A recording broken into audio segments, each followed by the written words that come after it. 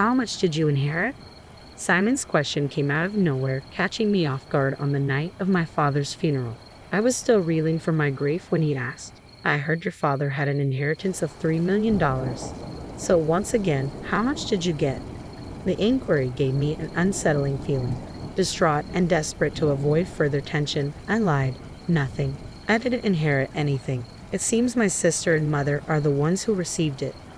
Simon's face lit up with a triumphant grin.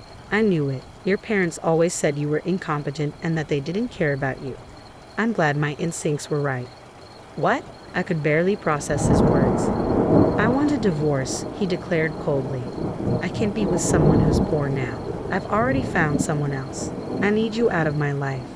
With that, Simon had me sign the divorce papers. His family mocked me for my misery, but they were mistaken. They could never understand how relieved I felt to be rid of Simon's betrayal. My name is Jane.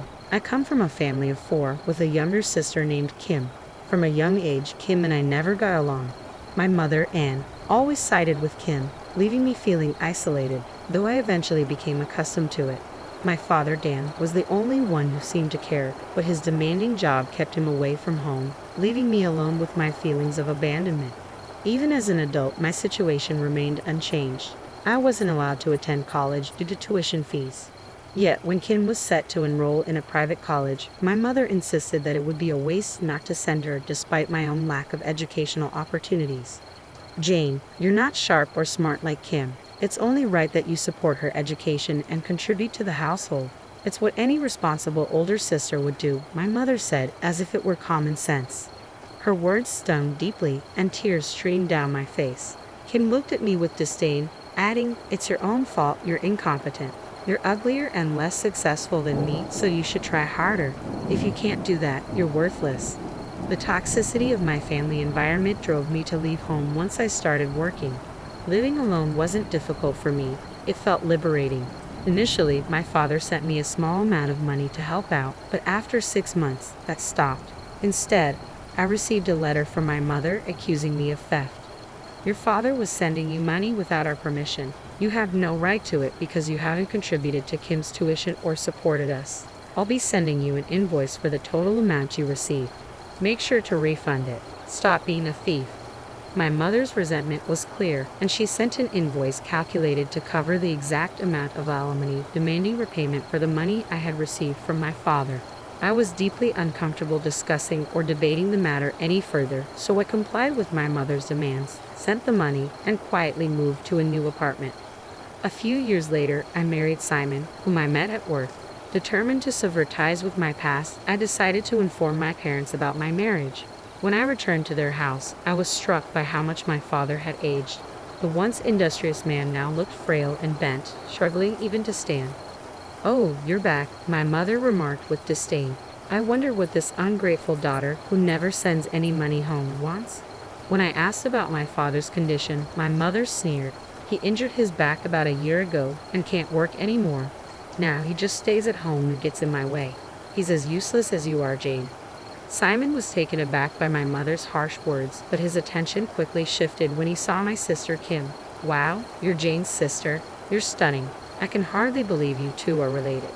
Kim, who had grown more self-centered since starting college, now sported flashy clothes and a vibrant hair color that seemed inappropriate for her age. Despite being old enough to have graduated, she still seemed like a student, which reflected her lack of seriousness about her studies. This guy is your husband, Jane, Kim said, eyeing Simon with feigned sweetness. He's quite handsome and seems way too good for you. I almost feel sorry for him. Kim deliberately flirted with Simon, her touches and compliments clearly meant to show off. It pained me to see Simon so delighted by Kim's attention, but I resolved to stay focused on my plans. I was marrying Simon, and that was final. I'm going to cut ties with all of you, I declared. Well, if you're going to do that, could you at least wait until I've finished taking care of your father? My mother replied, barely looking up from her snacks. I need to look after him. But honestly, I don't want to, and I definitely don't want Kim to deal with it either. It's her college life, after all. It would be a shame to distract her with such a bothersome task.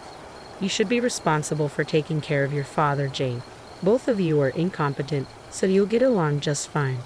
Her words infuriated me, but I knew I couldn't ignore my father's needs. From that day forward, I began visiting my parents' house frequently to care for him. As I took on this responsibility, I discovered that neither my mother nor Kim worked. Kim didn't have a part-time job, and my mother had been a stay-at-home since my father's collapse. Yet they frequently dined out and shopped extravagantly. To my shock, they had even taken my father's bank book without his permission, spending his savings as if it were their own. My father was aware of their actions but chose to remain silent. "Dad, they'll keep doing this unless we do something about it. Why didn't you tell me sooner?" "If I had, they would never admit they were wrong or apologize," he said. "I didn't want to burden you further." Despite everything, my father had always worked tirelessly for the family and was the only one who truly cared for me. I wanted to help him in any way I could. Just as I was contemplating how to address the situation, I received a call from the hospital where my father had been admitted after his collapse. I rushed to my parents' house before heading to the hospital. My mother and sister were lounging on the couch, absorbed in the TV, showing no sign of worry when the hospital called me. "Father collapsed, didn't he?" I asked, exasperated. "Oh, it's an exaggeration to say he collapsed," my mother replied dismissively. "He just fell in the hallway and hit his head. The ambulance took him to the hospital. I'll leave the rest to you." "But we need to go to the hospital. I'm worried about Father," I insisted. "Shut up," she snapped. "If he doesn't make it, the insurance will cover it. Why are you getting so emotional?" My mother's coldness and her indifference made me sick. I left them behind and rushed to the hospital. At the hospital, I found my father lying in bed, hooked up to various tubes and barely conscious. As his condition worsened, he managed to notice me and murmured faintly, "I'm sorry for being so sudden. I must be being punished. I wasn't a good father because I couldn't protect you from our family." With those final words, my father closed his eyes. "I don't care about that, Dad. I love you. Please get well soon," I pleaded, holding his hand tightly, but he never responded. A week later, a lawyer contacted me regarding my father's will. He informed me that I was named as the beneficiary of an inheritance. According to the will, I was to inherit $3 million. I was stunned. It turned out that my father had hidden another bank book, separate from the one my mother had taken, which held the $3 million. He had also left a note specifying that this information should not be shared with any other family members. It seemed that this was his way of ensuring my future even after he was gone. Overwhelmed by my father's unexpected kindness, I made my way back to my parents' house to retrieve the hidden bank book. As I arrived, my mother and sister were waiting at the front door, their stances commanding and imperious. "What are you doing here now?" my mother demanded. "Came to scavenge things now that Dan's dead? How despicable. Everything here, the house, the car, belongs to me and Kim. Don't act like a thief." I knew better than to discuss my inheritance with them, especially given their unwillingness to listen. "I'm here to collect Father's memorabilia, and shouldn't I be entitled to at least a small share of the inheritance?" Without missing a beat, my mother produced a document and waved it in front of me. It was another will, supposedly written by my father, but the handwriting was unmistakably Kim's, not my father's distinctive script. The will claimed that my mother and sister would inherit all of my father's estate. "I can't make out much of this since Kim's handwriting is so poor," I said, struggling to understand the document. "That doesn't matter," my mother replied coldly. "This is the will, and it's already been shared with all our relatives and neighbors. It's too late for you to contest it now." My mother refused to let me enter the house, fully aware that I knew the will was a forgery. Defeated, I left and returned home. Simon was waiting for me, concern etched on his face. "Were you at your parents' house? If you told me, I would have gone with you. It's a shame I missed seeing Kim." I was taken aback. "Why are you so interested, and what does any of this have to do with you, Simon?" "I went to retrieve my father's inheritance, but my mother and sister kicked me out of the house." "How much did you all inherit from your father?" Simon asked me, curiosity piqued. "I'm not sure of the total amount, but the house, land, and everything else were in his name." "So it must be quite substantial," I replied. "I see," Simon said, pressing further. "And how much of the inheritance do you get, Jane?" I hesitated, knowing I shouldn't reveal the truth. My instincts told me there was no inheritance for me. Everything was going to be divided between my mother and sister. Simon's face darkened as he suddenly retrieved the divorce papers from his room and thrust them in front of me. I knew it. I knew you wouldn't inherit anything. You're just a burden, and I've been talking to Kim a lot lately. Honestly, you're just in my way. I want a divorce now, since there's nothing in it for me if we stay together. Simon had already signed his portion of the divorce papers, so I signed them immediately. I couldn't help but feel a twinge of satisfaction as I watched Simon leave with the papers, eager to file them at the city office. This was likely the last time I'd see him smile so broadly, and the same went for my mother and sister. It felt like justice was finally catching up with those who had tormented my father and me for years. Later that day, I consulted with a lawyer who had handled my father's will and asked him to accompany me to my parents' house. When I presented the real will to my mother and sister, their usual calm demeanor turned to shock and disbelief as they read the document over and over. "This is a lie," my mother protested. "I have a will here that states Kim and I are the sole heirs. If you claim the other will is a forgery," the lawyer said, "we can conduct a handwriting analysis. If it's proven to be a fake, you could be charged with fraud. Are you prepared to face that?" My mother was left speechless, unable to respond. I also learned a great deal from Dan. He revealed that even after his health declined, my mother and sister had abandoned him, sold all his possessions without permission, and acted as they pleased. Kim, on the other hand, had been indulging in reckless behavior, gambling and spending excessively from his personal bank account, leaving him deeply in debt. Due to these malicious actions, both of them were stripped of any inheritance rights. The lawyer made it clear that if my mother and sister continued to unjustly interfere with my inheritance, we would file a lawsuit against them. As the lawyer finished speaking, my mother and sister were left in a state of utter despair. I decided it was time to collect my father's hidden bank book and leave my parents' house for good. With that, I finally felt completely free from the burdens of my family.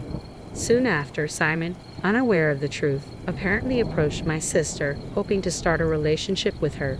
My mother and sister, keeping the inheritance issue a secret, married him quickly. Their aim was to secure a steady source of income and make him their personal ATM. Simon, deceived and eager to enjoy his newfound wealth, bought several luxury cars and quit his job, relying on what he thought was their inheritance. Eventually, Simon noticed something was off and reached out to me in a panic. "Jane, I was wrong. You're all I have. I want to start over." I replied simply, "I don't need you anymore. Besides, you have Kim now. You should take care of your wife properly," and gently ended the call. Moments before Simon called, "I have received a call from Kim. You've ruined my life." Simon quit his job and splurged like a fool as soon as we got married. "I can't believe a man who only cares about money is now my husband. My family name is tarnished because of him. What are you going to do about it?" I responded calmly, "Kim, you're just as interested in money as Simon is. You two are a perfect match. Besides, I heard you and Simon were getting along well while we were still married.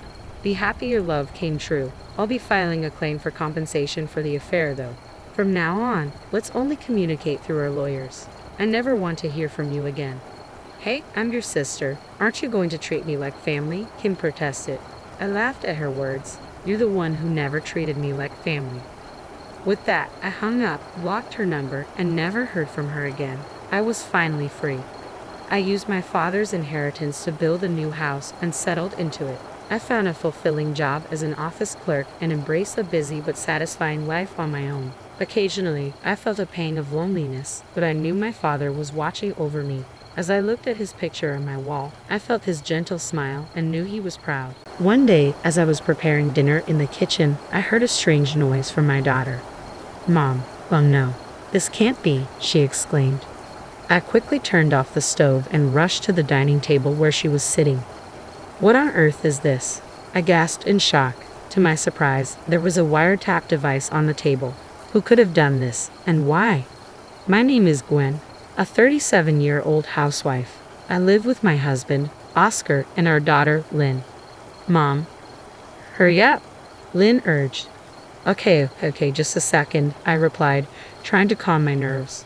Lynn is a 10-year-old elementary schooler who loves swimming and never misses her weekly lessons. Watching her grow into a kind and cheerful girl fills me with joy. The three of us, my daughter, my husband, and I, get along very well and live happily together. but life isn't without its challenges. Our main problem isn't with each other, but with my husband's mother, my mother-in-law. She and my father-in-law live just a 15-minute walk from our house.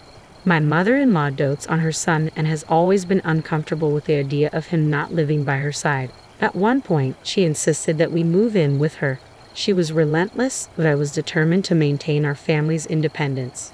My husband, fed up with her constant interference, told her firmly that we couldn't live with her. However, my mother-in-law didn't give up easily and repeatedly insisted on moving in with us. To appease her, we eventually compromised by moving into a house within walking distance of hers. My father-in-law helped convince her, and for a while, things settled down. Even though we lived nearby, my mother-in-law continued to intrude on our lives. During the holiday season, we always had to visit her because of the proximity. Despite my husband and I trying to maintain our distance, she would use the neighbors to pressure us. "Why don't you take care of your mother? Your wife isn't doing her duty. Your mother is in pain, and she went through so much to give birth to you. As the eldest son, it's your responsibility to care for your parents," they would say, echoing her sentiments. Each time, we ended up having to go to her house to keep the peace. I wished she would be as kind to me as she was to her son, but she saw me as an enemy. Every time I saw her, she would pick on me. "When you're feeding Oscar such terrible food, I can't believe it. I feel sorry for him. I wish I could cook for him every day," she would sneer. "Mom, how can you say such things? Stop it." My husband would always defend me, but her persistence never waned. "How can it be that you've been married for 2 years and still haven't had a baby, Gwen? I think you might be infertile," she once said, shocking me with her cruelty. Even my husband was furious. "Mom, enough. We're not in a rush. Besides, having a child is a blessing, not something you can force. Don't assume Gwen is infertile based on your feelings. It could just as easily be me," he retorted, with my father-in-law backing him up. "Oscar's right. You can't predict when you'll be blessed with a child. Don't look down on Gwen just because you had a baby early," my father-in-law added.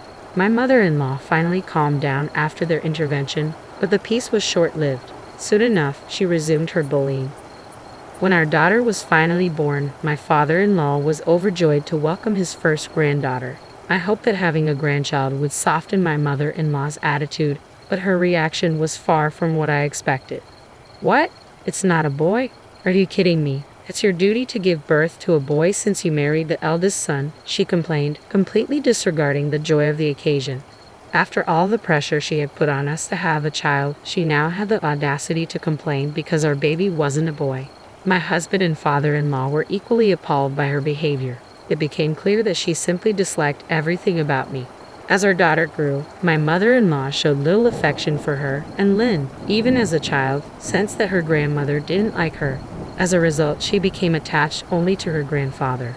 Seeing this, my mother-in-law's anger grew, and she began to treat both my daughter and me even worse. Despite Lynn being her son's child, my mother-in-law criticized her character, saying, "Even though she's Oscar's daughter, she's not of good character." The situation was heartbreaking, and I wondered how much longer we could endure her relentless negativity. I wondered if she was insinuating that Lynn only inherited my worst traits, or worse, that Lynn wasn't even Oscar's child. That was the final straw. "Please don't make such accusations," I snapped at my mother-in-law. "Lynn is Oscar's and mine. What kind of nerve do you have to say something like that?" "Oh, you're getting upset like that because you're hiding something, aren't you?" she sneered, as if enjoying my anger. "Stop it," I shouted. "You've gone too far. We're leaving." My father-in-law was out shopping, and Oscar was in the other room on a work call. I quickly got Lynn ready, put on her shoes, and headed to the door.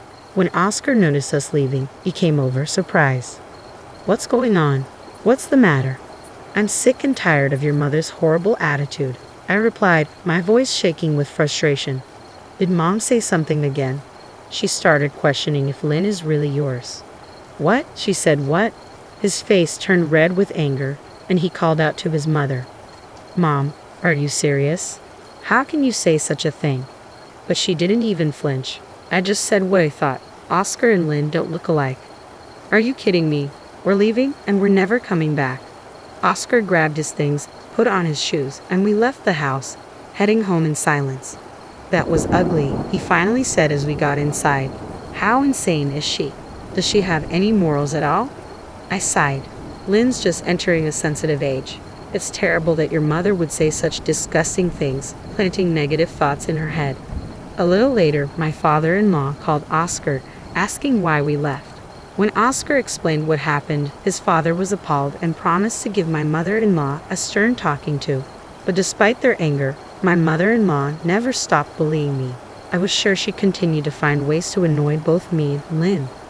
One evening, Oscar turned to me and said, "Let's stop going to my parents' house." "What? But what about the neighbors? They'll start saying things again, telling us to be good to your mother." "Then ignore them. The neighbors are just strangers. We don't need to care about their opinions." He was right, and I felt reassured. My mother-in-law might be good at manipulating the neighbors, but as Oscar said, we just needed to ignore them. We used to feel guilty every time one of the neighbors criticized us, but now I didn't care what the outside world thought. We were united as a family, and that was all that mattered. After that, we stopped visiting my in-laws. My mother-in-law tried contacting Oscar, asking why we hadn't come over, but we stood firm. We were done letting her control our lives. I couldn't fathom how she even managed to contact him like that in the first place. Did she not realize she was the cause of all this? Or did she simply want to see her son, knowing full well she was doing the worst possible thing? Regardless, we were resolute. We would never go to my in-law's house again, and we certainly wouldn't allow my mother-in-law to come to ours. As we started living like this, the neighbors began to meddle, offering their unsolicited opinions. But I didn't pay them any attention anymore. I would politely thank them for their concern and pretend to listen, but inside, I was completely indifferent. Thanks to this newfound distance, we were finally able to live peacefully for a while. My daughter no longer had to see her mean grandmother, and she seemed happier every day. I found myself wishing we had cut ties with my mother-in-law much sooner. By the way, my father-in-law never did anything wrong, so we still met him for dinner occasionally without my mother-in-law's knowledge. My daughter adored her grandfather and loved these dinners with him. We were enjoying our lives and spending happy days together. But then something unexpected happened. One day, as I was preparing dinner in the kitchen, I suddenly heard my daughter make a startled noise. I wondered what she was up to, but I was in the middle of cooking and couldn't step away. I decided I'd ask her about it later. "Mom, I can't get it off," she called out, sounding surprised. "What's going on, honey? Come see this. Hurry. I'm putting the pot on the stove. Just give me a moment." "Please, just come," she insisted. Sensing her urgency, I turned off the stove and hurried over to the dining table. What? What is this?" To my shock, there was a wiretap sitting right there. "Who did this, and why?" I whispered. "Mom, this can't be happening." My daughter was starting to panic. Quickly, I covered her mouth and typed a message on my phone. "Don't say anything. We don't know who might be listening." She nodded silently, understating the gravity of the situation. There might be other wiretaps in the house, and we had to be careful. I stepped outside and called the police. When they arrived and conducted a thorough search of the house, I learned something truly shocking. They found one wiretap under the dining room table, another in our bedroom, and yet another in my daughter's room. We were horrified. We had no idea how long this had been going on, but someone had been eavesdropping on our private conversations at home. The police explained that the placement of the devices suggested it wasn't the work of an amateur. They warned us that now that the bugs had been discovered and removed, the person responsible might come back to check on them. The police advised us to be very careful and assured us they would increase patrols in the neighborhood. My husband had just left on a business trip that day and wouldn't be back for a while. Given the circumstances, it wasn't safe for my daughter and me to stay in the house alone. We decided to stay at my parents' house until my husband returned. I didn't want to alarm my husband while he was on his business trip, as it might distract him and cause unnecessary worry. I decided it was best to wait until he got home to tell him what had happened. My parents were deeply concerned when they heard that our house had been bugged. They were furious that someone would do something so vile, and insisted that whoever was responsible needed to be caught as soon as possible. My daughter was also very upset and scared. "Mommy, I forgot my stuffed bunny," she said, her voice trembling. "Oh, you did," I replied gently, noticing how close she was to tears. She always slept with that big stuffed rabbit as her pillow, and in her current frightened state, there was no way she'd be able to sleep without it. Seeing her distress, my father immediately suggested we should go and get it for her. "I'll go with you," I agreed. Thanks, Dad, I said, grateful for his support. Together, my father and I returned to the house. We were both on edge, aware that someone could be lurking around.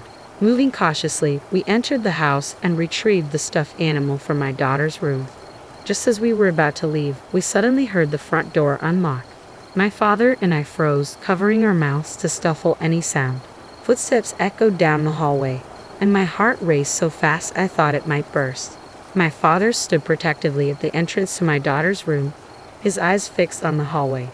The footsteps passed by us and headed into the living room. It became clear that the intruder was likely there to retrieve the bug from the dining room table. My father and I exchanged a look. We needed to get out while we still could. Quietly, he opened the door and peeked into the dining room. "What? Oh my God," my father whispered in shock, his eyes widening in disbelief. I whispered angrily to my father, "Dad, don't make a sound." He turned to me with a puzzled expression and asked, "Is that Oscar?" "What?"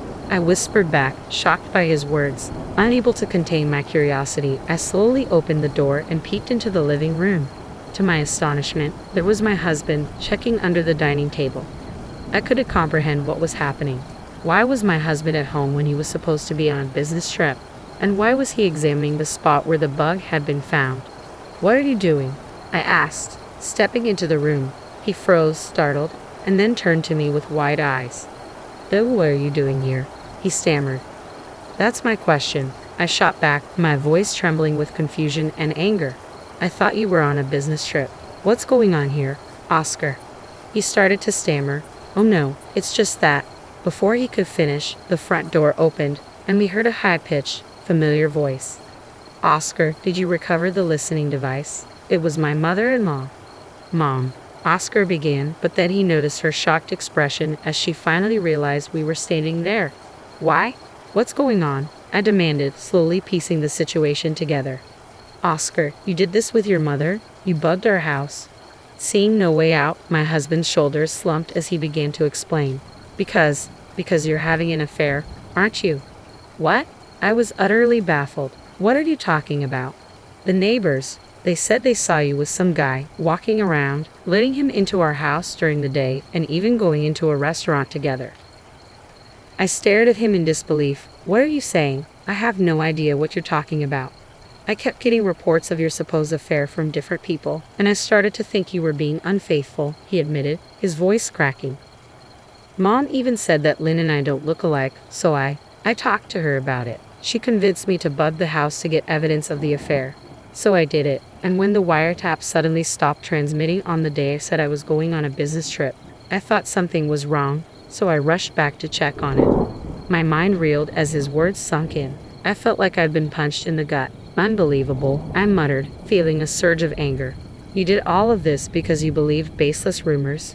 You let your mother manipulate you into thinking I was cheating on you? But when you keep hearing something like that, you start to believe it, don't you?" He tried to justify. "Don't be ridiculous," I snapped. "Do you really think I would do such a thing? If you can't trust me, why did you just hire a private detective or something? And if you doubt that Lynn is your daughter, why not just do a DNA test instead of this insane behavior?" Oscar's face crumpled as he realized the gravity of his mistake. "I'm sorry. I was wrong. I did terrible things to you. Please forgive me." But it was too late. I shook my head, tears of frustration welling up in my eyes. "It's too late to apologize. I can't do this anymore. Let's get a divorce." "No, please," he begged, desperation in his voice. "I was wrong. We're a family, right? Let's stay together as a family." "That's enough," I said coldly. "I'm so disappointed in you. I can't stay married to someone who so easily believes rumors." Just then, my mother-in-law interjected with a spiteful tone. "Oscar, aren't you glad you're getting rid of this woman? I'm sure she's having an affair, even if she's hiding it. You should get rid of this woman and her daughter once and for all and find someone new," my mother-in-law spat out, even in the middle of such a tense situation. Before I could respond, my father stepped in, shielding me. "Why would the neighbors lie like that? Did someone make them say it? What do you think?" He stared intently at my mother-in-law. She flinched but quickly retorted, "I don't know. Why should I know?" My father didn't back down. "If this is all based on lies, then it's a serious issue. My daughter could sue the neighbors for slander. That's right, he continued. Because of the neighbors' rumors, Gwen and Oscar's marriage is falling apart. Should we start telling them now that we're going to sue? My mother-in-law instantly panicked. That's too much. They were probably just joking. My father pressed on. A joke? That's even worse. They should be held accountable. Why not? You can't do that, she protested, her voice shaky. Why not? My daughter is being falsely accused of infidelity. People who spread lies like that should be punished, my father declared. He then turned to me. Gwen, let's go. I nodded, slipping on my shoes and heading for the door. But just as we were about to leave, my mother-in-law broke down, tears streaming down her face. It's me. I told her neighbors to give Oscar false information. I stopped in my tracks, shocked. I took off my shoes and turned back to face her. Is that true? She nodded, still on her knees. Yes. I thought that if Oscar divorced you for having an affair, he'd come back to live with me. Oscar's eyes widened in disbelief, and then his face twisted in anger. Mom, you've got to be kidding me. What were you thinking? Don't you feel ashamed? He turned to me. When I had nothing to do with this. It's all her. But I met his gaze coldly. No, Oscar, you're the one who bugged our house. I don't trust you anymore. Lynn and I are done with you. I'm divorcing you. With that, I left the house with my father, leaving both my husband and mother-in-law slumped on the floor, their faces pale with shock.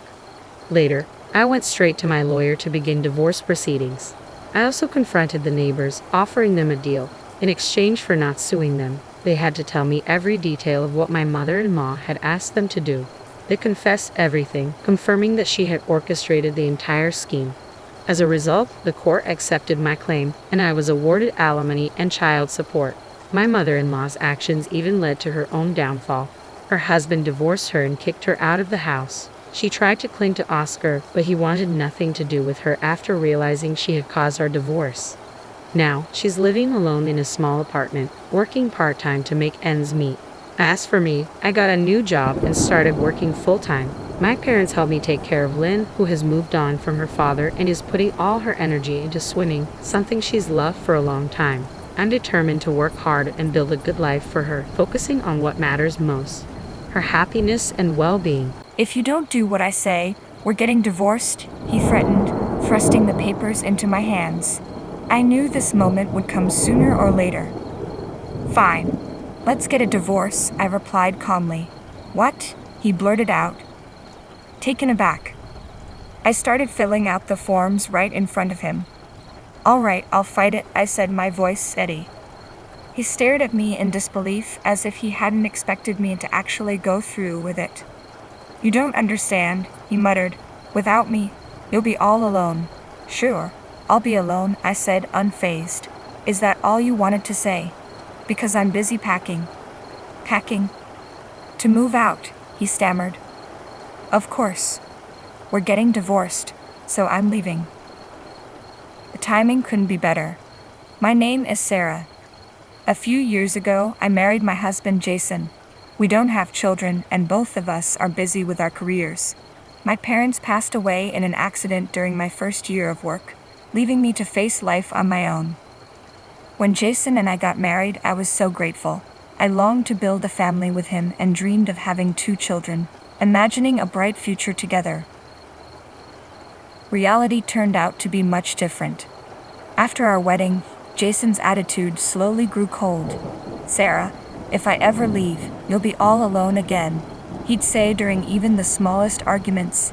He knew my vulnerabilities and used them against me, sparking constant fights. He often complained about my housework, picking at the smallest things. Stir-fried vegetables for dinner?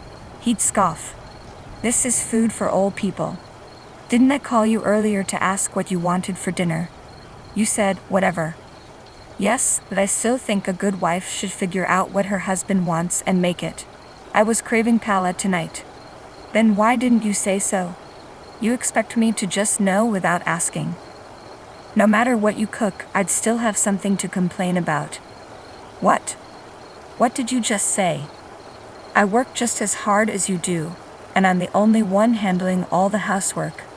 Don't start with that. Before we got married, you said you enjoyed doing housework. I do enjoy it, but when you constantly criticize everything I do, It makes me not want to do it anymore. I see. What do you mean by that? Oh, nothing. Just thought you were getting a bit cheeky. Cheeky? If that's what you think, it means you don't respect me. I don't like that about you either. Always overanalyzing. I don't want a wife who talks down to me like this. Here we go again. Next, you'll probably remind me that I'm all alone in the world. And right on cue, Jason added his usual line. Well, maybe having kids will fix that loneliness. Maybe it's time we start a family. Jason always brings this up after every argument. When we first got married, I was eager to start a family right away. But the kind man I had married soon disappeared, replaced by someone who constantly complains. Now the idea of having children with him fills me with hesitation. It's true that Jason is my only family now, but before marrying him, I lived alone and managed just fine. I have enough money to support myself and could go back to that life if needed. Sometimes the thought of returning to solitude seems better than enduring Jason's threats. If we had a child, I fear I would spend my life enduring his abuse, and he would likely direct that abuse at me in front of our child. I can't shake this fear, and it leaves me feeling stuck. Jason doesn't like my reluctance, but he doesn't understand my reasons either. Before we got married, you were eager to have kids right away, so why are you now so hesitant? Isn't this a bit deceitful? If that's the case, why don't you make me feel more comfortable about having kids? Are you going to keep criticizing my cooking, my housework, and the way I fold clothes even in front of them? I'm not criticizing. I'm just expressing my thoughts. That's just how it sounds to you because you're overly sensitive. Maybe your personality was affected by not having parents during your childhood. What are you talking about? Are you trying to make me look foolish? I'm not making a fool out of you, Jason said with a dismissive grin. The look on Jason's face was clear proof that he was making a fool out of me. And to make matters worse, there was my mother-in-law. Any grandchildren yet? She would ask every time I visited her house. That's right. You should ask her about it too. She's not contributing at all, Jason would say. Sarah, what's going on? My mother-in-law's gaze was piercing. I was at a loss for words. Well, there are issues, my mother-in-law said. Jason, you need to discuss this with Sarah. I do talk to her all the time, but this woman. Don't call her this woman. Just make sure you and Sarah work things out, all right? All right, I understand, Jason replied. My mother-in-law is a quiet person. Since her husband passed away, she has been living alone. She means well, but her constant question, any grandchildren yet, weighs heavily on me. I can see how much she's looking forward to becoming a grandmother, so I can't bring myself to tell her that I'm unsure about staying married to her son because of his personality. I had no choice but to keep my concerns to myself. Then my mother-in-law had an accident. I received a call from Jason and left work early to rush to the hospital. I arrived before he did. I'm sorry for the trouble. How is Mother? I'm okay, just a broken leg, she said with a weak smile. Oh my God, you don't need to cry like that, she reassured me, though I couldn't hold back my tears. I'm sorry, I was terrified I might lose you too. I was so worried on the way here.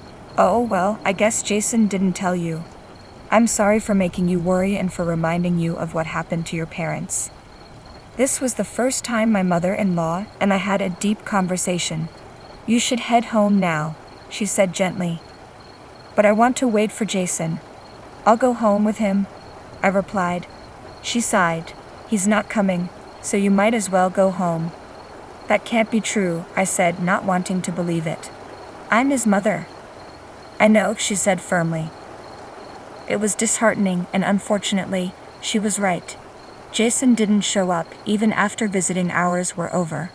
When I returned home, he was lounging on the couch, watching TV. What are you doing? I asked, puzzled. What do you mean? Jason replied, feigning ignorance. You called me to say your mother had an accident today, so why didn't you come to the hospital? Oh, I figured you'd handle it. One person's enough, right? She's still alive, so it's not a huge deal. She's your only mother, I pointed out. Shut up. Just make me something to eat. I'm starving.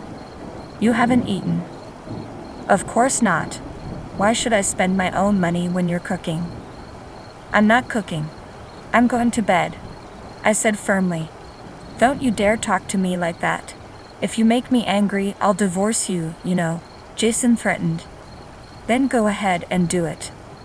I was hungry, but Jason's words and actions had irritated me so much that I decided not to cook for him.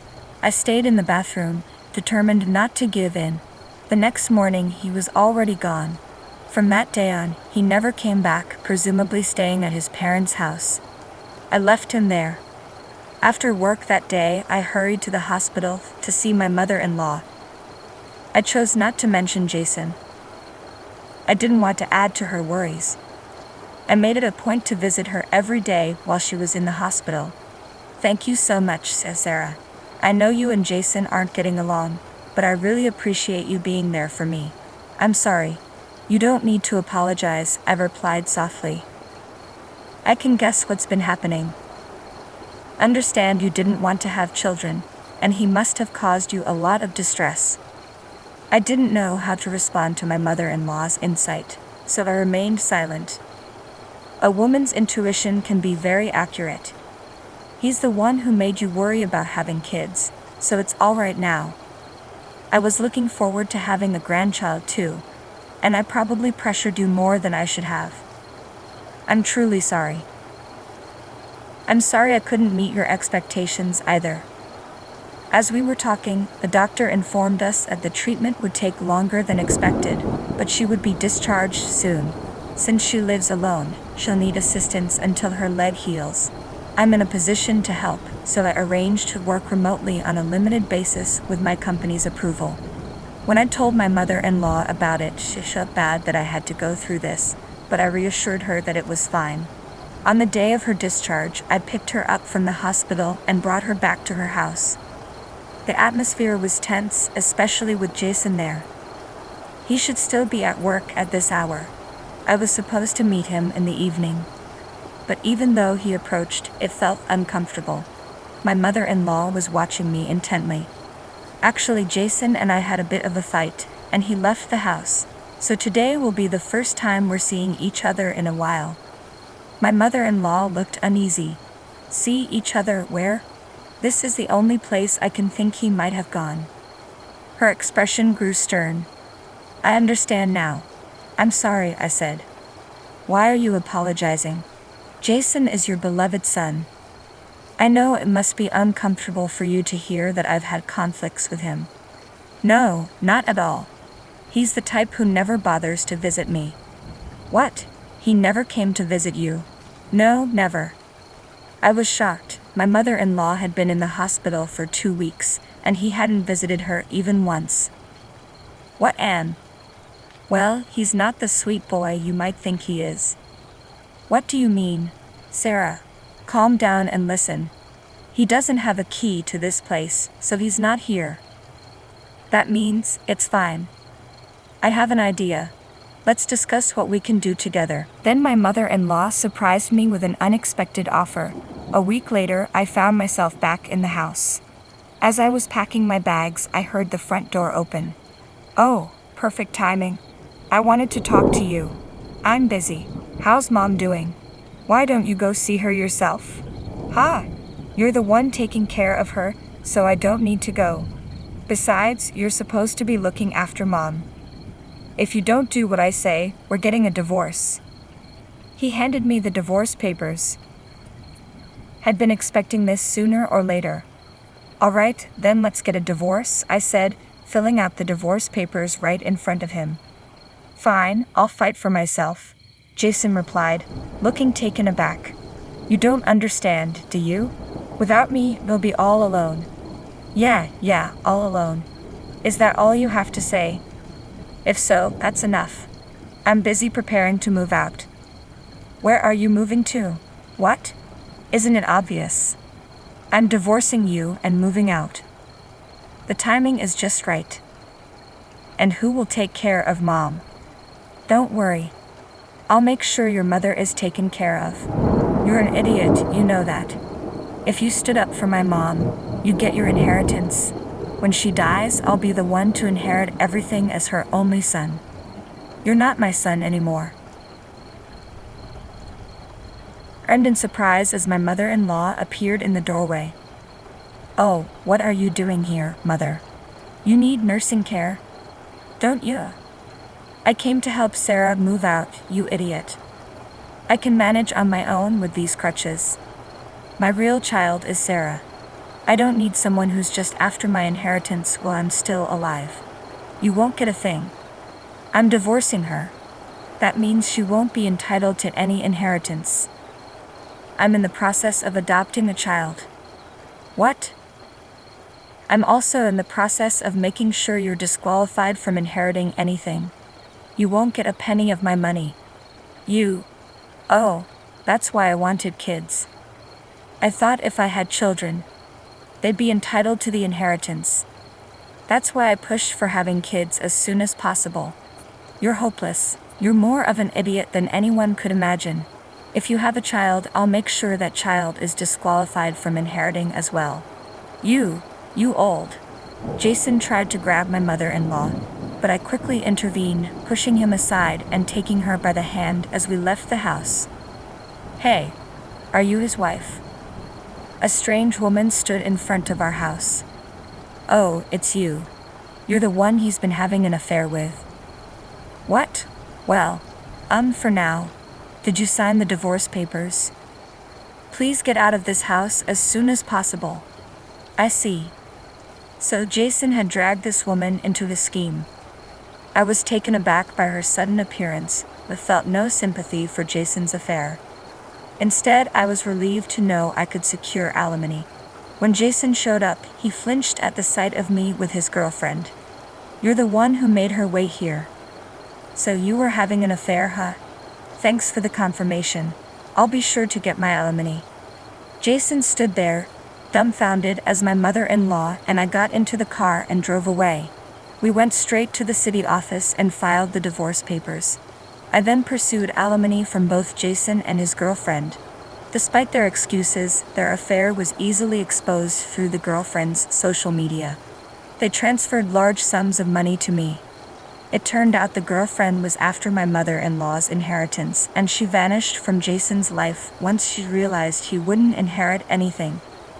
It was clear they were both motivated by money. Jason made several attempts to reconcile by visiting my parents-in-law's house, but his mother refused to see him. I blocked his contact information early on, and though he called from unknown numbers a few times, I didn't answer. Since then, my mother-in-law's leg has fully recovered, and she's thriving with no lingering effects. I'm deeply grateful to her for suggesting that I move on. Now, several years later, I'm still enjoying life with my mother-in-law. I'm no longer alone. We've formed a close-knit family, bound not by blood, but by the care we share. I plan to continue living my life with her, as she is like a mother to me. It's unforgivable to take your spouse for granted and treat them poorly. Jason's reasons for wanting children were selfish and misguided, and he will never find happiness. I hope Sarah and her mother find happiness in the future.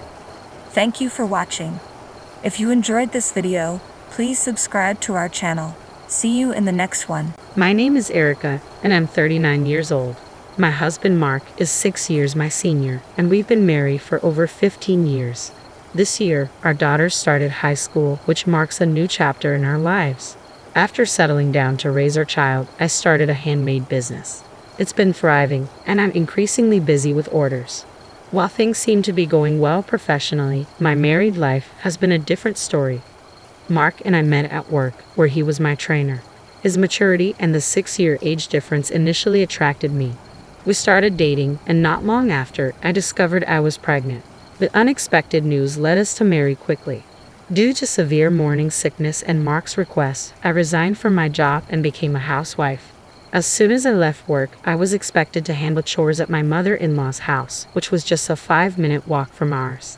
Despite my struggles with morning sickness, I was pressured to help out, as my mother-in-law insisted it was my duty as a wife. My husband and mother-in-law frequently reminded me that, as a wife, I was obligated to handle household tasks and follow my mother-in-law's directives. This constant pressure made me start believing that I had no choice but to comply. Living with a growing child and having quit my job made it hard for me to rely on my own parents for support. Divorce was never a consideration at the time. Fortunately, Mark was kind to our daughter, Nancy, and I managed to endure the situation. However, things changed when Mark's brother married and had a baby boy. My mother-in-law's attitude shifted, and she became critical of Nancy, often lamenting about the lack of a male heir. Mark, worried about his mother's views, began to distance himself from Nancy, who he had once cherished deeply. Mark's family is not involved in business and lives off their vegetable garden and a large backyard. They had land generations ago but gave it up long ago. I couldn't understand why there was such a fixation on heirs, especially with outdated notions about the eldest son and heir. To protect Nancy from hearing these hurtful words, I tried to limit our visits to Mark's parents. During my pregnancy, they called frequently, but after Nancy was born, I often refused their visits. I wanted to focus on my daughter and distance myself from my in-laws' selfish expectations. When I finally reached the end of my patience, I made a decisive change. As soon as my daughter turned 2, I returned to work, despite my husband and mother-in-law's displeasure. Anticipating their resistance, I kept my decision to myself until I had secured a job and enrolled my daughter in daycare. During this time, a friend suggested I try making handmade goods, and what started as a hobby quickly evolved into a passion. I began creating and selling my work, and it gained momentum after a friend admired a piece and wanted to purchase it. Her praise encouraged me, and soon her friends followed suit, spreading the word about my creations. As demand increased, I decided to sell my items online. The orders kept pouring in, and what began as a side job soon became my full-time career as a professional artist. Despite my success, I continued to distance myself from my in-laws. Visits during holidays like Thanksgiving and Christmas were inevitable, though. As my daughter grew older, my mother-in-law began to impose household chores on her, insisting, "She's a girl. It's expected."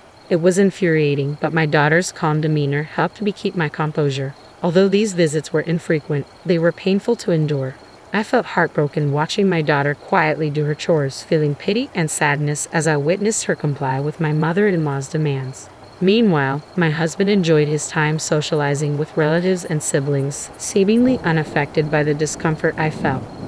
I felt even more miserable as I walked into the house. "Hi there, you must be hungry. I'll make dinner soon," I greeted my daughter when she came home from school. But she seemed different. Her usual cheerfulness was replaced with a sullen expression. She called out to me, but her eyes were distant and troubled. Concerned, I rushed over. "What's wrong? Did something happen at school?" I asked, but she only shook her head silently. My daughter had always been calm, never shedding a tear since starting middle school. I waited patiently, hoping she would open up. Finally, she spoke, her voice trembling. "Dad? What about him?" I prompted, sensing something was deeply troubling her. Her eyes filled with tears. "He was hugging a woman," she said, a tear escaping down her cheek. More followed, and soon her face was streaked with tears. Over time, my husband and I had grown distant, though we remained united for our daughter's sake. Despite our strained relationship, I had hoped he would stay faithful, and I accepted his lack of involvement in housework and childcare. I never blamed him for that. I was determined to avoid raising our daughter in a single-parent household, so I convinced myself that our situation was tolerable. We might not smile together, but as a family of 3, we could still find moments of laughter. Now, though, my husband's betrayal was clear. My daughter's tears were a painful reminder of the love and trust that had been eroded, and I felt a deep sadness in seeing her cry about something so heart-wrenching. I felt my eyes burn with anger as I looked at my daughter. "Mom, I'm sorry," she said, her voice barely a whisper. "Why are you apologizing, Nancy?" I asked, though I could see the pain in her eyes. She remained silent, her gaze fixed on the floor. Seeing her distress only deepened my own. I felt like I was failing her as a mother. "I'm sorry, Nancy. I'm just such a weak mother. If I hadn't seen it." "No, Nancy, you didn't do anything wrong," I reassured her, though my heart was heavy. Her uniform was damp with tears, and her face was trembling as she clenched her fists. My own tears, which I had tried so hard to hold back, began to fall. "I can't forgive him," I said softly, my resolve strengthening. Honey, can we talk for a minute? I asked my husband when he came home. I'm tired, he replied curtly, barely glancing at me. His cold tone would usually have silenced me, but today was different. I have something important to tell you, I said, struggling to stay calm. He clicked his tongue in annoyance and sat down across from me at the dining table. What's it about? What have you been up to today? Of course, I was working, I answered, though his dismissive attitude only fueled my frustration. Without warning, he slammed his hand on the table, yelling, "What are you asking me?" I took a deep breath and continued, "I saw you hugging a woman." I didn't mention that Nancy had seen it too. My husband's reaction was immediate and harsh. "So what?" he snapped, looking at me with a scowl. "What about it?" "Are you cheating on me?" I asked, my voice trembling. He laughed derisively. "What else could it be?" His mockery left me speechless, my mind reeling from his offensive demeanor. As he noticed my reaction, he looked at me with an expression that mixed disdain and curiosity. "What's wrong with that?" he asked, his tone dripping with contempt. "What do you have to complain about?" "It's an affair," I said, struggling to keep my voice steady. "You don't even care about our relationship." His response was chilling, as if it were all just a matter of fact. "We got married because you were pregnant. We stayed together out of obligation. What more do you want from me?" His words cut deep. "I've been here all this time, supporting you," he continued, his laughter bitter and victorious. When he noticed the divorce papers I had prepared, he grabbed them from me. "Divorce papers? What's this? You thought showing me these would make me listen? Nonsense. If you want it so badly, I'll sign them for you," he said with a sneer. He filled out the papers with exaggerated motions and threw them at me. "How can you even think of divorcing me? I've been taking care of you while you're not even working. You quit your job just because you had a baby. You're nothing." His harsh words echoed in my mind as I looked at the divorce papers on the floor. "You should be grateful I'm not the one asking for the divorce," he continued. "If you don't want it, don't say anything." With that, he took out his phone and began dialing. His sweet, false voice made it clear he was calling his girlfriend. I knew I couldn't confront him about it, so I stayed silent. About a month later, it was time for our annual Christmas visit to my in-laws. My husband was eager to go, bustling around to get ready. "Hey," I said, trying to catch his attention. "I need to talk to you." "Not now. We're running late," he replied dismissively. "You can talk to me at my parents' house." He hurriedly bundled me and our daughter into the car, his excitement palpable. As usual, he was the only one chatting cheerfully, while I felt the weight of our unresolved issues and his lack of respect. "Welcome home," he said as we arrived, but his words felt hollow and meaningless to me. When we arrived, my mother-in-law greeted us with a forced smile and ushered us into the living room. We exchanged pleasantries with the relatives who had arrived before us. "Oh my God, it's so nice to see you after such a long time," my mother-in-law said with exaggerated cheerfulness. Her emphasis on long time hinted at her displeasure over my recent absence. I knew she resented that I hadn't been visiting as often. "As my daughter-in-law, you need to help with the chores," she always said whenever I came over, though she never asked the same of my brother-in-law's wife. But then again, they lived far away and rarely visited. My mother-in-law directed me to the kitchen. I didn't mind helping at first, but when she also urged my daughter, Nancy, to join, I felt a pang of frustration. "No, I began, but my mother-in-law cut me off. "She's a girl, she should be able to do this," she said, her tone dismissive. At that moment, something inside me snapped. I turned to my husband, who was preparing drinks. "Honey, we need to talk." "What is it now?" he responded, irritation evident on his face. "This can't wait. It has to be now," I insisted, ignoring his annoyed expression. "Erica, let's handle this later," he said, clearly wanting to avoid the confrontation. "Let's focus on the party for now." But my mother-in-law interrupted again, concerned about how her relatives would perceive her. "You're my daughter-in-law. I have plenty of work for you," she said, trying to divert attention from the issue at hand. After scanning the room and seeing the curious glances of her guests, she muttered, "On Christmas Day, I'll make sure she and her daughter handle everything." Taking a deep breath, I stood up, holding my daughter's hand firmly. "I'm done with this. I'm getting a divorce." "What? What are you talking about?" My husband and mother-in-law gasped in shock, their faces a mix of confusion and disbelief. I tried to ignore the chaos and focus on leaving with my daughter, but they blocked our way. "What do you mean by divorce?" my mother-in-law demanded, her voice rising in disbelief. She glared at both me and my husband, who was clearly caught off guard. It was evident he hadn't been expecting this revelation. I mean exactly what I said. I'm divorcing this man, I replied firmly. What? I didn't hear anything about this, my husband stammered. What's going on? You told me to go ahead and file the papers if I wanted a divorce. Well, I've done just that, I said, my tone unwavering. My husband was left speechless, clearly unable to process the situation. His optimism had clearly blinded him to the reality of our marriage. You weren't serious about this, were you? He finally managed to ask. Of course I was serious, I replied. Thank you for the papers. I've already submitted them. And as for why I'm telling you here, look around. This is exactly why. You've avoided any real conversation about this, and now we're facing it. My husband's face turned red as he realized the full extent of the public humiliation he was enduring. He had avoided discussing our issues, and now the consequences were unavoidable. But my mother-in-law wasn't done. What's this about? I can't believe you're divorcing my son. You must have done something wrong, Erica.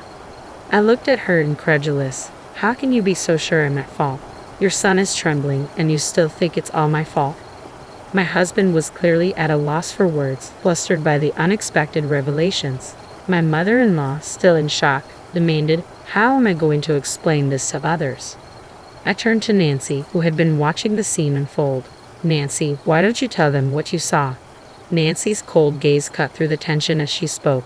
Even though Dad is cheating on Mom. What? My mother-in-law froze, unable to process the new information. My husband, stunned, could only look at Nancy in disbelief. Why? Nancy asked, her voice trembling. I saw you hugging another woman. What? My husband stammered, clearly caught off guard. It's okay, Nancy, I said gently, though I could see the disgust in her eyes. She no longer wanted anything to do with her father, and it broke my heart a little. I wondered if I should have kept her from coming today, even though she'd insisted on it. Are we done here? I asked, ready to leave. This is false accusation, my husband suddenly blurted.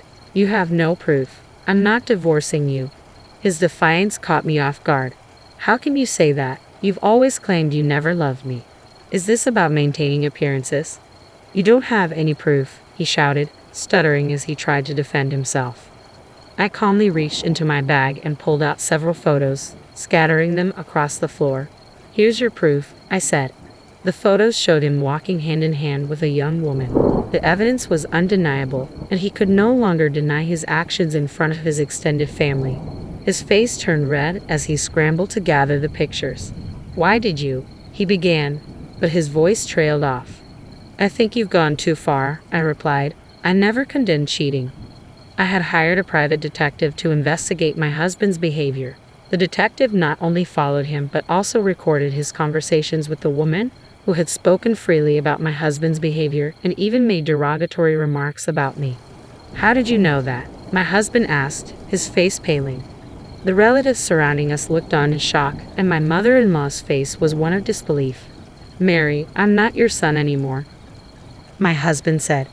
Even if I was married to your son, I had no obligation to take care of this house, I said firmly. I'm done. From now on, please contact my lawyer. With that, Nancy and I left. I had already filed for divorce and was pursuing alimony. Although my ex-husband initially resisted, the hard evidence I presented made him concede. I also filed a claim against the woman he was involved with, and she agreed to compensate me. The scandal spread among their relatives and neighbors, causing them considerable embarrassment.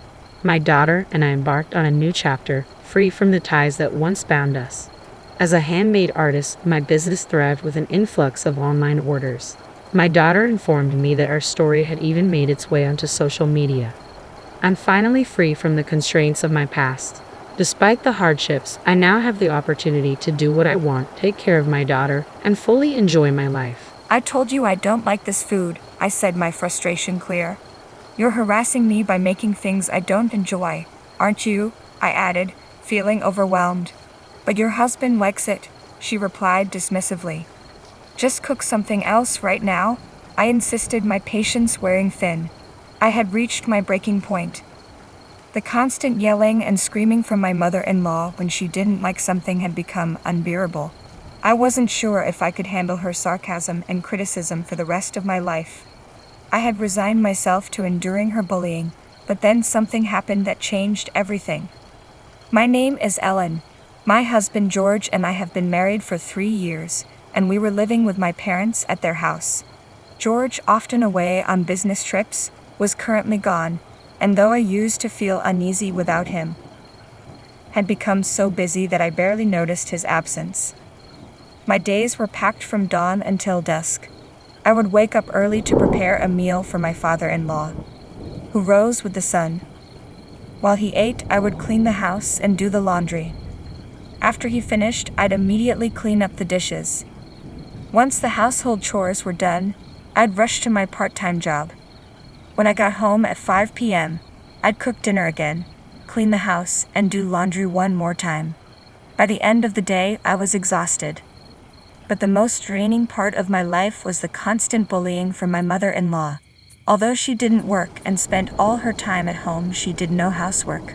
My husband once told me he couldn't even remember what his mother's cooking tasted like, indicating she hadn't done much housework when he was growing up. Despite her inactivity, my mother-in-law had a knack for criticizing everything I did. She was meticulous about the food I prepared and always found fault with the cleanliness of the house. It felt like her hobby to belittle me. Known in the neighborhood as a show-off, she would parade around in ill-fitting jewelry, and though the neighbors would compliment her, they didn't genuinely think she looked good. They were hesitant to upset her, perhaps out of respect for my father-in-law, who was well-liked and involved in the community. He had been an executive at a prominent local company and was still connected with many people from his professional life. Though my father-in-law never imposed his will, my mother-in-law's overbearing nature was often overlooked by the neighbors, who chose not to confront her. Feeling isolated, I had no one to turn to in the neighborhood.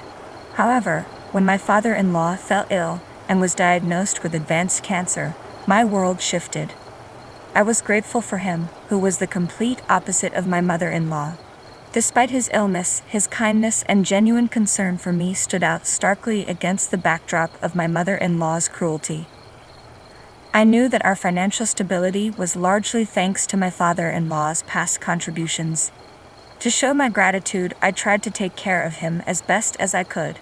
I made sure to keep him engaged with conversations, played cards with him, and prepared easy-to-eat meals to ensure he received the nutrition he needed.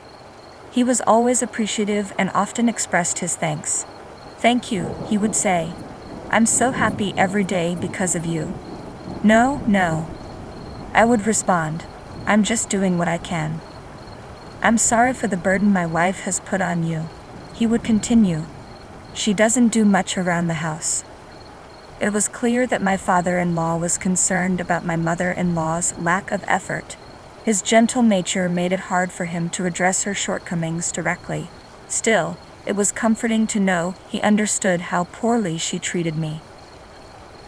"I'm sorry for leaving everything to you, Ellen," he said. "My wife should be doing a better job. You don't have to force yourself to take care of me." "Please don't say that," I reassured him. "I just want to repay you for everything you've done for me." His eyes welled up with tears as he held my hand and said, "Thank you." But then everything changed. My father-in-law's condition suddenly deteriorated, and he was rushed to the hospital in an emergency. When the ambulance arrived, he was already in a coma. The doctors informed us that his prognosis was uncertain and that we needed to prepare ourselves for the worst.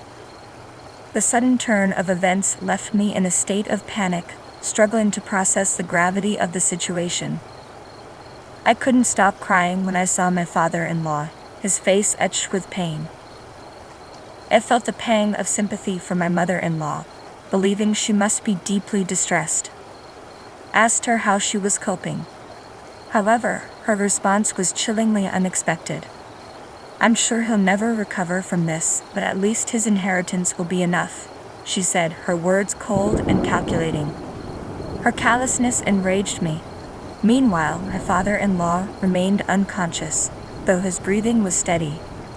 I visited him daily, speaking to him as much as I could, hoping that somehow my words might reach him and prompt a response. Yet he showed no signs of waking. My mother-in-law, on the other hand, never came to see him. When I encouraged her to visit, she would respond dismissively. "Don't tell me what to do. I'm too busy every day. Spending time at the hospital is a waste." Whenever I tried to persuade her, she would lash out with harsh comments. She even had the audacity to instruct me, "Hey Ellen, you're bringing clean clothes for him every day, right? Just pretend I did it.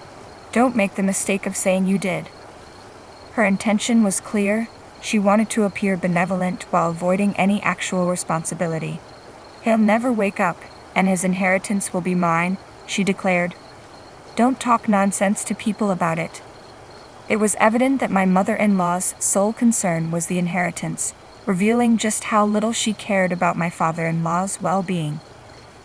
I was so infuriated by my mother-in-law's selfishness that I decided I had to take action. With my father-in-law no longer at home, her bullying had intensified. "Why aren't you starting dinner yet? It's too early for that," she snapped. "I'm heading to the hospital now and will be back soon to cook." "You really piss me off, Ellen," she continued. "I've told you countless times that the old man is only good for leaving me his money. He doesn't need visits or sympathy." Her harsh words about my father-in-law were too much to bear. I wanted to retort but managed to keep my composure. Then I received a call from the hospital with the news I had been hoping for. "Is it true?" asked, heart racing. Thank God. My father-in-law had finally emerged from his coma, and remarkably, his condition had stabilized. I rushed to the hospital with my mother-in-law. As we entered his room, I greeted him warmly. "Welcome back. It's so good to see you." He responded, "Me too. I'm sorry for all the trouble." My father-in-law smiled peacefully at me. My mother-in-law, on the other hand, put on an act of joy and said, "Honey, I've been taking care of you every day." "I see," he replied, noting that his clothes were clean. "You did all this for me?" "Yes, I did everything," she said, looking at me expectantly, as if she wanted me to agree with her performance. Ignored her silent cues and let her leave. It was clear from her expression that she was frustrated with me for not playing along. My father-in-law noticed her irritation, but chose not to comment. "Well, I'm going to go now," my mother-in-law said, her mood sour. "I have some errands to run, so please take care of things here, Ellen." She cast one last annoyed glance at my father-in-law before leaving the room. "Are you okay, Ellen?" he asked, noticing the tension. "Why do you ask?"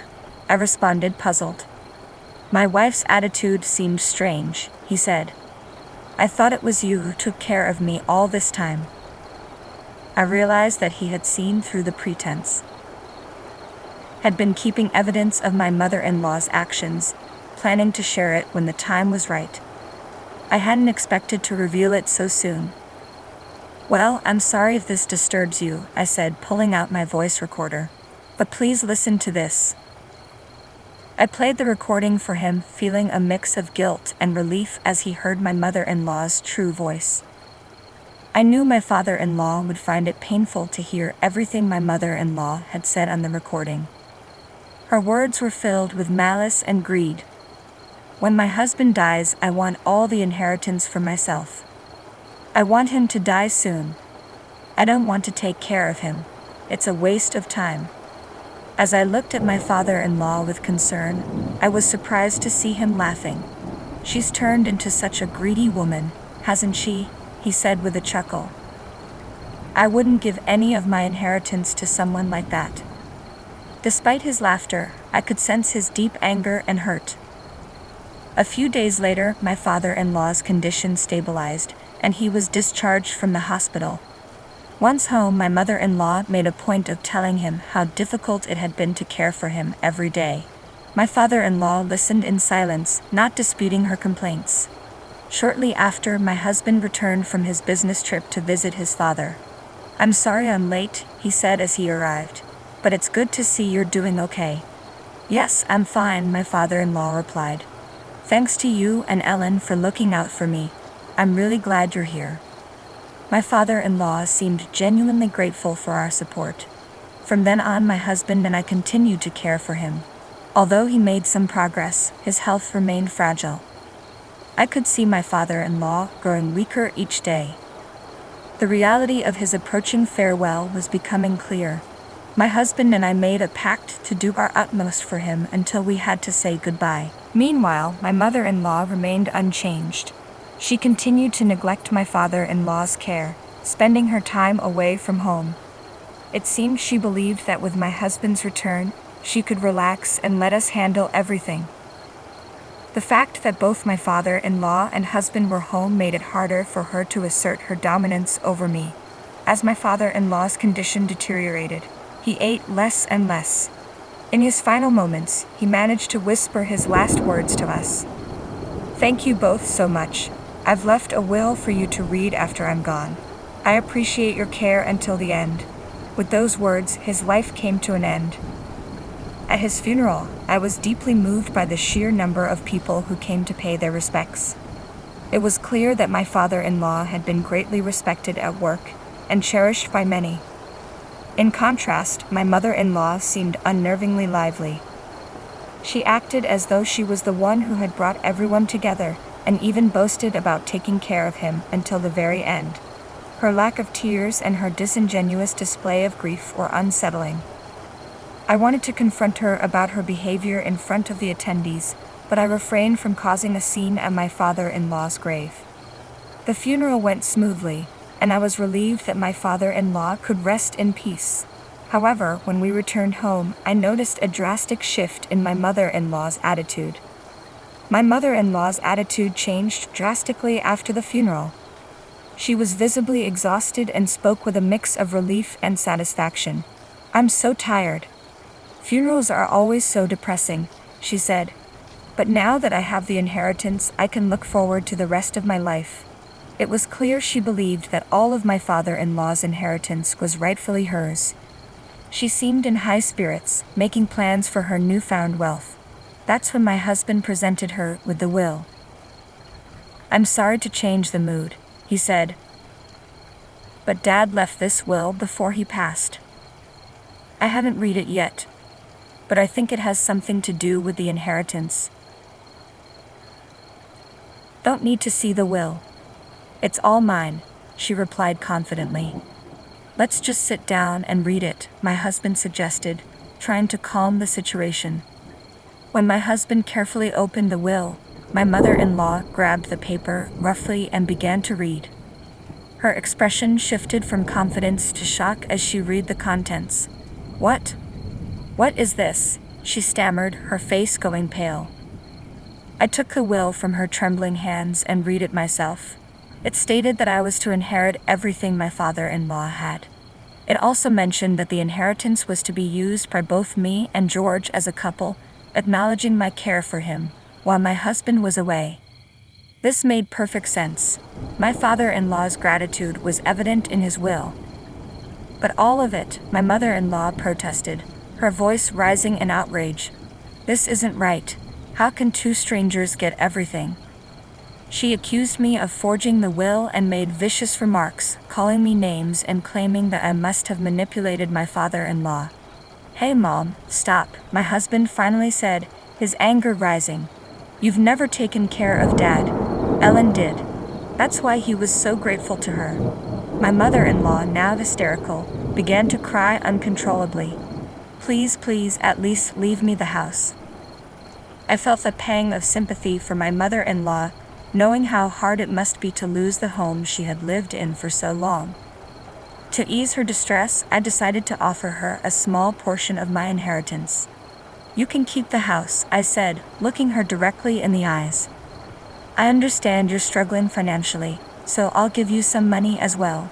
But please, don't act like you did before. We're moving out, and you'll need to manage on your own." Her reaction shifted dramatically once she learned she would be receiving both the house and some money. "Oh, thank God. I was afraid I'd lose the house too," she exclaimed, her mood lightening.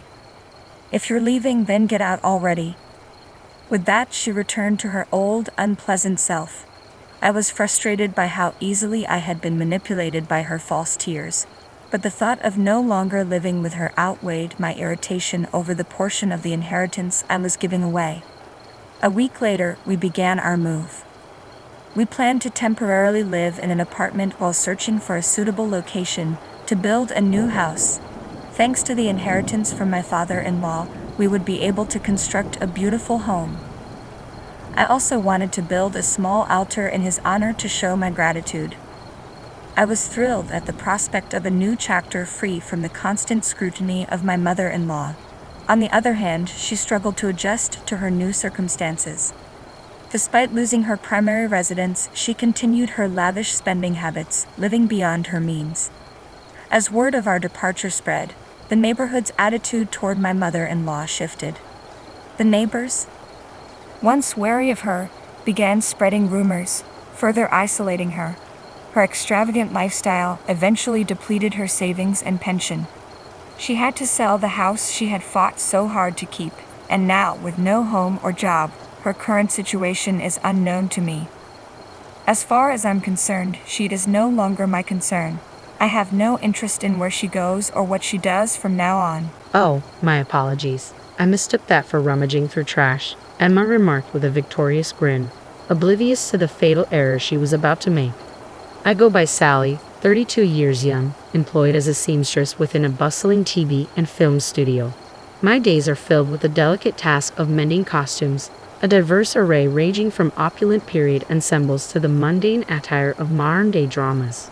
It's my duty to ensure they fit the bill of their era, and the actors who don them, tending to any wear and tear accrued during filming.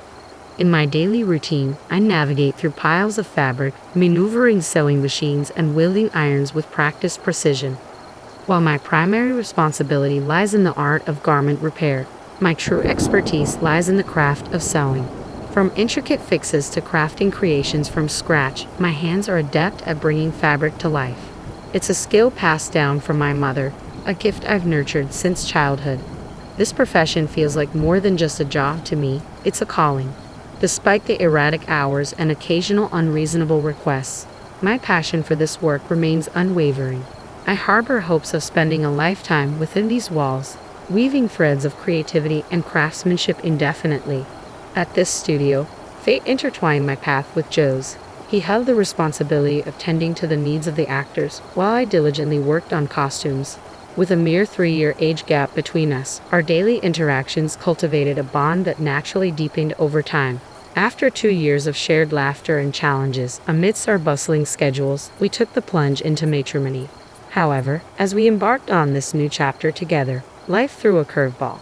My world was shaken when my mother fell gravely ill and departed unexpectedly, casting a shadow over our joyous occasion and prompting Joe and me to postpone our wedding plans.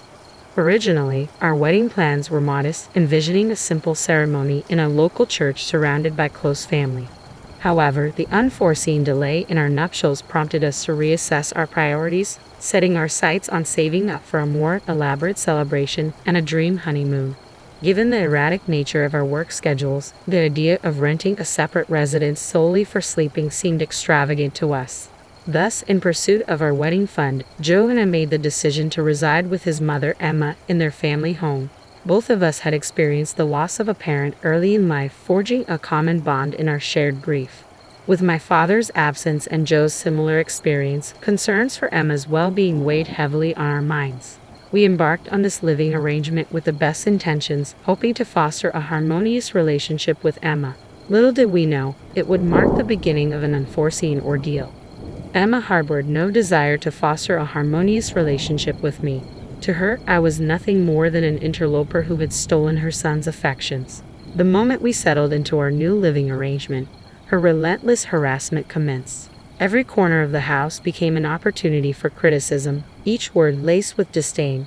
If I claimed Sally, she would begin, launching into a tirade about the state of the house and questioning my upbringing with thinly veiled insults.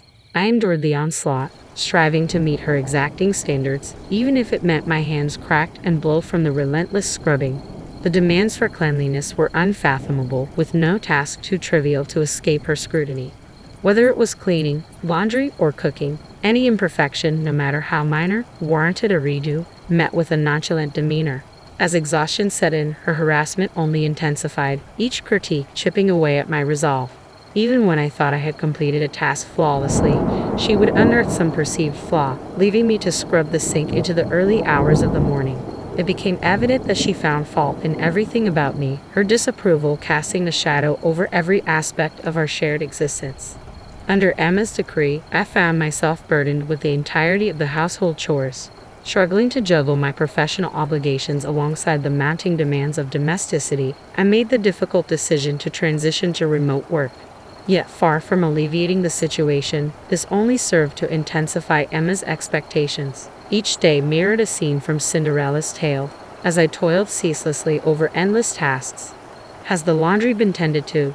The upstairs curtain is in disrepair. See to it. You're quite handy with a needle, aren't you, Sally? Emma's demands echoed incessantly, leaving me little respite even in the midst of urgent work commitments. Apologies, but I have pressing deadlines. Can the curtain not wait until the weekend? I pleaded, hoping for some reprieve. What nonsense. Leaving it as it is could invite gossip from the neighbors. It must be fixed immediately, she retorted sharply, dismissing any notion of delay. Thus my days blurred into a relentless cycle of multitasking, wherein I found myself simultaneously engrossed in work and ensnared by domestic duties. Often, the distinction between the two became increasingly blurred as I toiled well into the night, the chores ceaseless and unforgiving. It became apparent that Emma derived a perverse satisfaction from witnessing my gradual descent into exhaustion. Emma wielded her cruelty like a masterful sadist, inflicting torment upon me with relentless harassment, particularly when Joe was absent during the day. Our dynamic mirrored that of an oppressive owner and a submissive maid, with me bearing the brunt of all household responsibilities. Despite my inner turmoil, pride prevented me from easily confiding in Joe about the extent of my suffering. I persevered, striving to fulfill my designated role, yet the toll on my psyche far outweighed the physical strain of the chores. Occasionally, Emma would extend invitations to neighbors for lunch, transforming these gatherings into excruciating ordeals. Her criticism reached new heights in the presence of others, their conversations dripping with disdain as they disparaged me. She's utterly hopeless as a daughter-in-law. I have to lecture her incessantly. My son may be blind to it, but I'm not fooled. She's simply insufferable and devoid of common sense. Emma's words cut deep, amplified by the chorus of laughter from her guests, who seemed all too eager to join in the ridicule. As I labored through the tasks, their harsh judgments lingered like a heavy weight upon my heart, chipping away at my resilience. Each day felt like a battle against my own sanity, the relentless onslaught of criticism pushing me to the brink. If this continued unabated, I feared I might lose myself entirely to the suffocating grip of despair. But the challenges didn't end with Emma's relentless torment. There was also Joe's older sister, Sarah, aged 38. Sarah resided in a nearby town with her boyfriend, and if I were to sum her up in a single word, it would be stingy. Almost daily, she'd make her way to our house for lunch, likely aiming to save a few pennies. The most frustrating aspect was her habit of dropping by unannounced. Without prior warning, I couldn't prepare her portion of the meal, leaving me scrambling to accommodate her unexpected presence. She'd nonchalantly devour my food and depart without a second thought. For Sarah, possession was synonymous with entitlement. Everything in her possession was hers by default, extending even to items within her parents' home.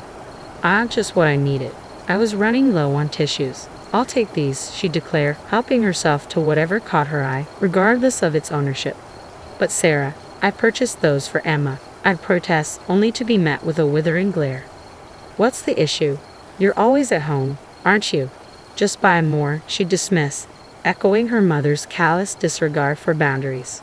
It's a marvel how Joe managed to emerge from such a family with his character intact.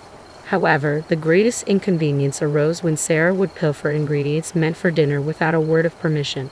Each time, I'd be forced to abandon my chores and rush out for yet another shopping trip, disrupting the delicate balance of my already tumultuous existence.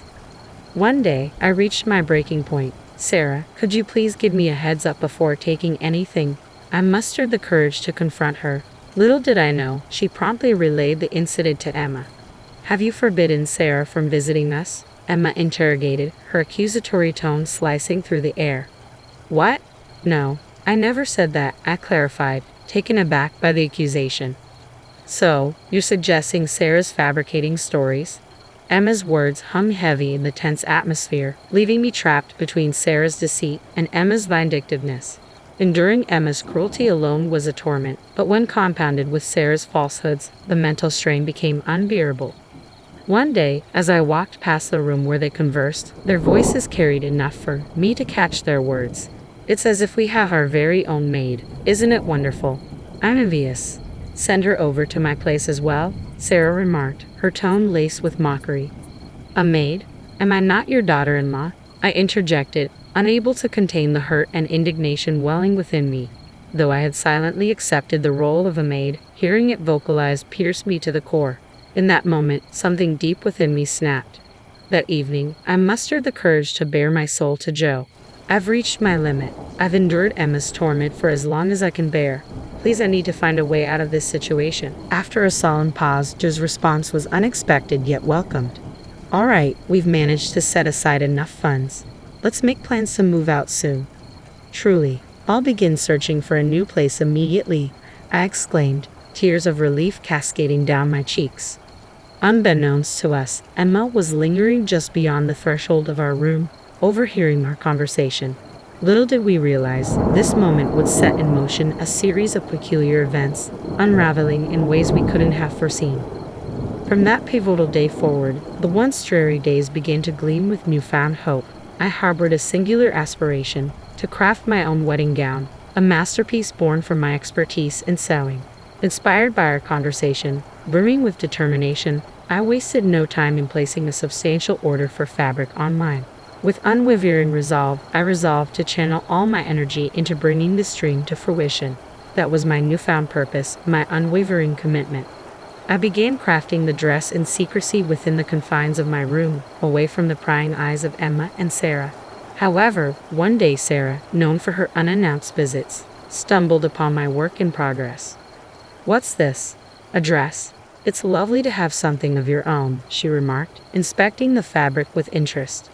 Sally, I'm tying the knot in 2 months. Could you fashion my dress as well? She requested, her tone casual yet expectant. Truly. Well, wrenching seems like a frivolous expense.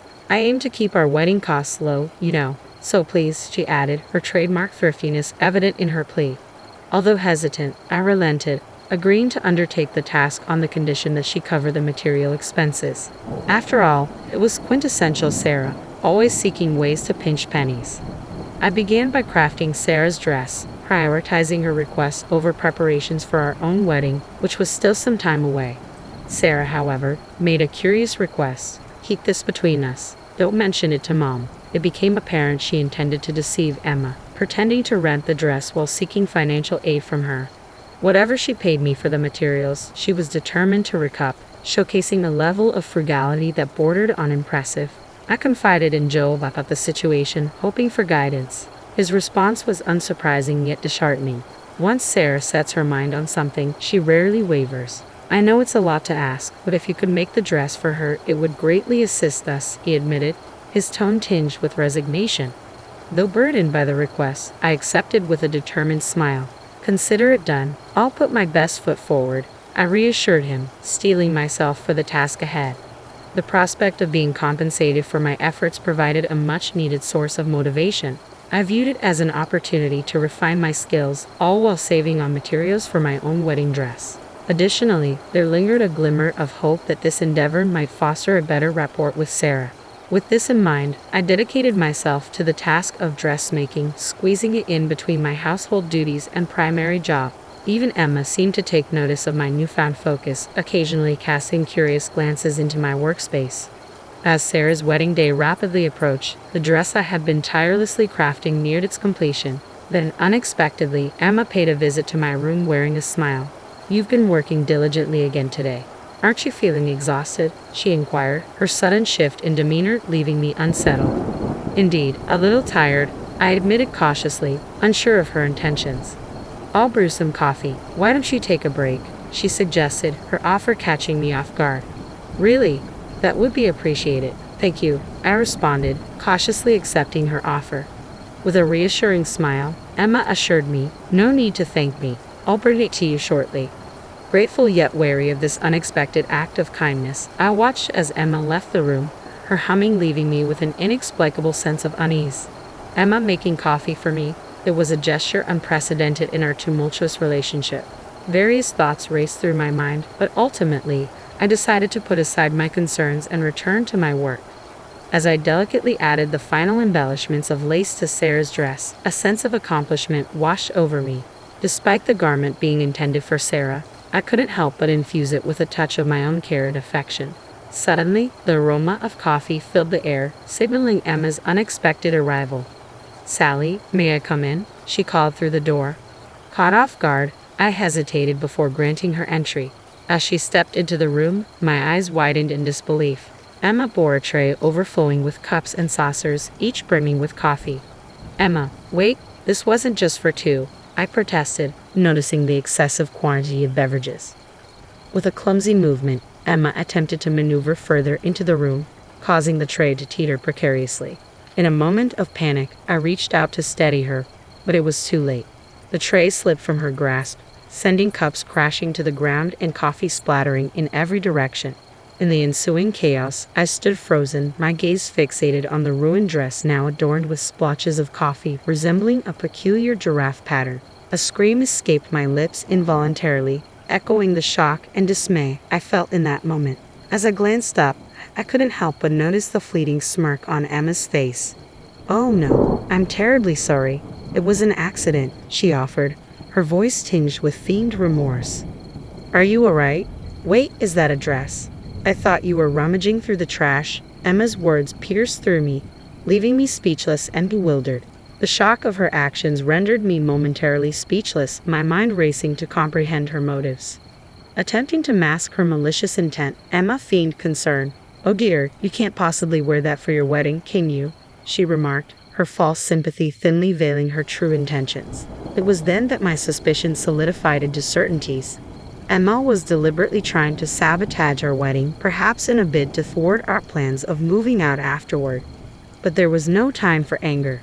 With adrenaline coursing through my veins, I darted to the bathroom with the stained dress and towel, frantically attempting to rinse off the coffee before the stain set.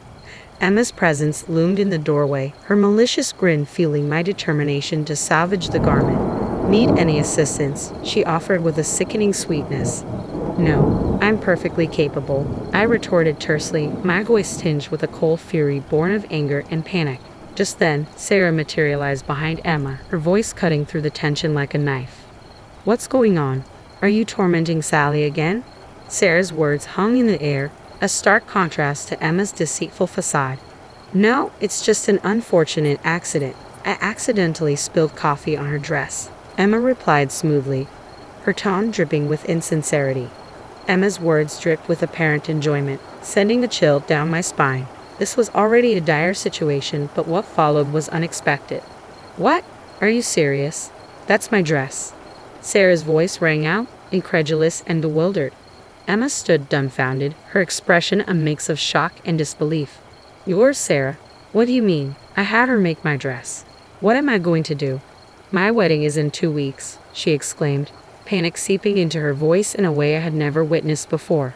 As I continued to scrub the dress, their frantic exchange unfolding before me, a realization dawned upon me. I had never disclosed to anyone that I was making the dress for Sarah. Emma's assumption that it was intended for me suddenly made sense. She wouldn't have purposefully spilled coffee otherwise. If she had known it was for Sarah, there would be no motive for her to ruin it. Joe and I have long harbored plans to escape the oppressive confines of this family home once the wedding is behind us. In Emma's eyes, I've forever been the interloper, the thief cat who dared to snatch away her beloved son. The idea of her son being whisked away by someone she deems a mere maid is unbearable to her. In her mind, sabotaging our wedding seemed like a desperate attempt to anchor her son to home. Such petty and vindictive thoughts birthed her bizarre actions. Sarah's fury erupted like a storm, her accusatory words aimed squarely at Emma. "How could you? Everything is ruined. I can't believe my own mother would sabotage my wedding. I'm truly sorry, Sarah. Please find it in your heart to forgive me. I had no idea it was your dress. You don't think I would intentionally do such a thing, do you?" Emma's voice quivered with genuine remorse as she finally revealed her true feelings. As the heated exchange unfolded, I focused intently on washing the dress, feigning obliviousness to their confrontation. Suddenly, a man's voice cut through the tension, causing everyone to turn in unison. "Oh, Joe, when did you arrive?" Sarah exclaimed, startled by her brother's sudden appearance. "So, that's what happened, Mom," Joe stated calmly, his expression inscrutable. I hadn't even realized he had been silently observing the scene unfold, his arrival timed perfectly amidst the chaos of the argument between his mother and sister. Joe's voice pierced the air, tinged with palpable disappointment. "You watched Sally pour her heart into that dress every single night, only to deliberately ruin it. That's truly despicable." "It's not what you think. This is," Emma began, attempting to defend herself, but Joe's interruption cut her off. "Don't try to make excuses." Joe's voice rose with frustration, causing Emma and Sarah to recoil in surprise. Emma, in particular, seemed stunned by her son's rare display of anger, a stark departure from his usual demeanor. Maintaining his composure, Joe continued, his tone heavy with sadness. "I'm deeply disappointed, Mom. Sally endured your mistreatment all this time, hoping that one day you might change. She did it for my sake, because you're my mother." As Joe's words resonated through the room, a surge of emotion welled within me, threatening to spill over as tears. I had once misconstrued Joe's demeanor as indecisive and overly deferential to his mother, but now I witnessed a man steadfast in his determination to defend the woman he loved. Joe's unwavering stance, though perhaps unexpected, ignited a renewed admiration within me, reigniting the flames of my affection for him. Addressing Emma with unwavering resolve, Joe pressed on. "This is where we stand, Mom. I can't simply overlook what's happened. I'm sorry, but Sally and I will be leaving this place as soon as possible. I intend to stay until the wedding for your sake, but I cannot prolong our stay any longer." Though it was just a dress this time, who's to say what the future holds? Sally could be in danger next time, and by then, it might be too late. Emma, taken aback by Joe's assertion, interjected with a vehement denial. "Danger? Mom, I would never put her in danger." Joe's voice quivered with restrained anger as he confronted Emma. "How could you speak so callously after destroying all of Sally's hard work?" While his tone was measured, his frustration was unmistakable. This was his mother, after all, and Joe chose to express his discontent with quiet intensity rather than resorting to aggression. As Joe's words hung in the air, his expression shifted into something I had never witnessed before, an amalgamation of anger tinged with profound sorrow. It was a stark departure from the affectionate bond he shared with his mother. Emma, typically quick to retort with sharp words, stood speechless, tears streaming down her cheeks. It was a rare sight to witness Emma, usually so formidable, reduced to tears by her own son's disappointment. Sarah, too, stood in stunned silence, her gaze oscillating between Joe and Emma. The tension in the room was palpable, the weight of the moment hanging heavily upon us all. Later, Sarah made the difficult decision to cancel her wedding, realizing it was too close to the date to proceed amidst the turmoil within their family. Sarah was resigned to the fact that she wouldn't be receiving a refund. "I'm not to blame. Emma was the one who footed the bill," she reasoned, her tone resigned. In Sarah's eyes, at least she wasn't losing any money, but the situation weighed heavily on Emma. It seemed that Emma was finally beginning to grasp the gravity of her thoughtless actions, which had spiraled out of control. The shock of being reprimanded by her son had left her visibly weakened. However, the fallout extended beyond the confines of our household. Sarah's abrupt cancellation of the wedding incensed her boyfriend and his family. The strain on their relationship became untenable, ultimately leading to their breakup. Sarah placed the blame squarely on Emma for the dissolution of her relationship, and the accusations continued to echo long after. After we departed from the family home, Emma's calls occasionally came, often with a request for money. It became evident that one of her reservations about our leaving was financial. While we lived together, we contributed to household expenses, but Emma solely relied on her pension for income. It seemed her financial assistance had become a crutch for her. Each time Emma reached out, Joe stood firm in his refusal. "Mom, why not find work? There are opportunities out there. We all need to stand on our own feet. Please let us move forward independently," he urged, his words laced with a sense of responsibility. Despite Emma's pleas to avoid abandonment, Joe remained resolute. His unwavering stance seemed rooted in a deep-seated sense of duty. Eventually, Emma found employment as a janitor, a role that strangely suited her penchant for cleanliness, eliciting a hint of irony. Following her breakup and departure from her previous living arrangement, Sarah returned to reside with Emma. However, she ceased working altogether, relying solely on Emma's part-time income and pension. Upon seeing her again, I couldn't help but notice a striking change. Sarah was nearly unrecognizable, having gained a significant amount of weight. Joe and I have found solace in our new apartment, reveling in the tranquility of our newfound happiness. Gone are the days of snide remarks and sarcastic jabs.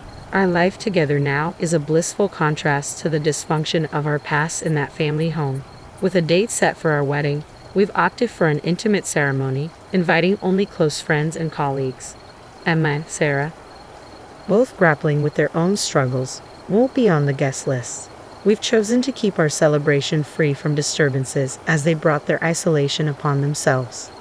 As preparations for the big day commence, I've begun crafting a new dress, a symbol of fresh beginnings and the beauty that awaits. This gown will be a testament to resilience far surpassing the one marred by a giraffe-like pattern. Grace, you even realize what you've done? What kind of person just abandons their duties as a wife and causes problems for William? You're a terrible wife, and I'm going to teach you a lesson. Mother, Grace responded calmly, I have my reasons for leaving. It doesn't matter, her mother-in-law snapped. We're moving into a nice, new apartment. If you want to live with us, I'll let you know the address. Grace thought to herself, I'm sure she still doesn't know anything. Well, it's a good thing she's in the dark. No, thank you, Grace said firmly. My name is Grace. I'm 35 years old, and I work in an office. My husband, William, and I have been married for 5 years. He's now 40, 5 years older than me. I used to date older men, but William's generosity and kindness drew me to him, and we eventually got married. For a while, our marriage was satisfying, but before long, a shadow fell over our peaceful life. I lost my job. William was suddenly laid off too. The company's business had taken a hit from the recession. I never imagined he would lose his job, especially since he worked for a big company.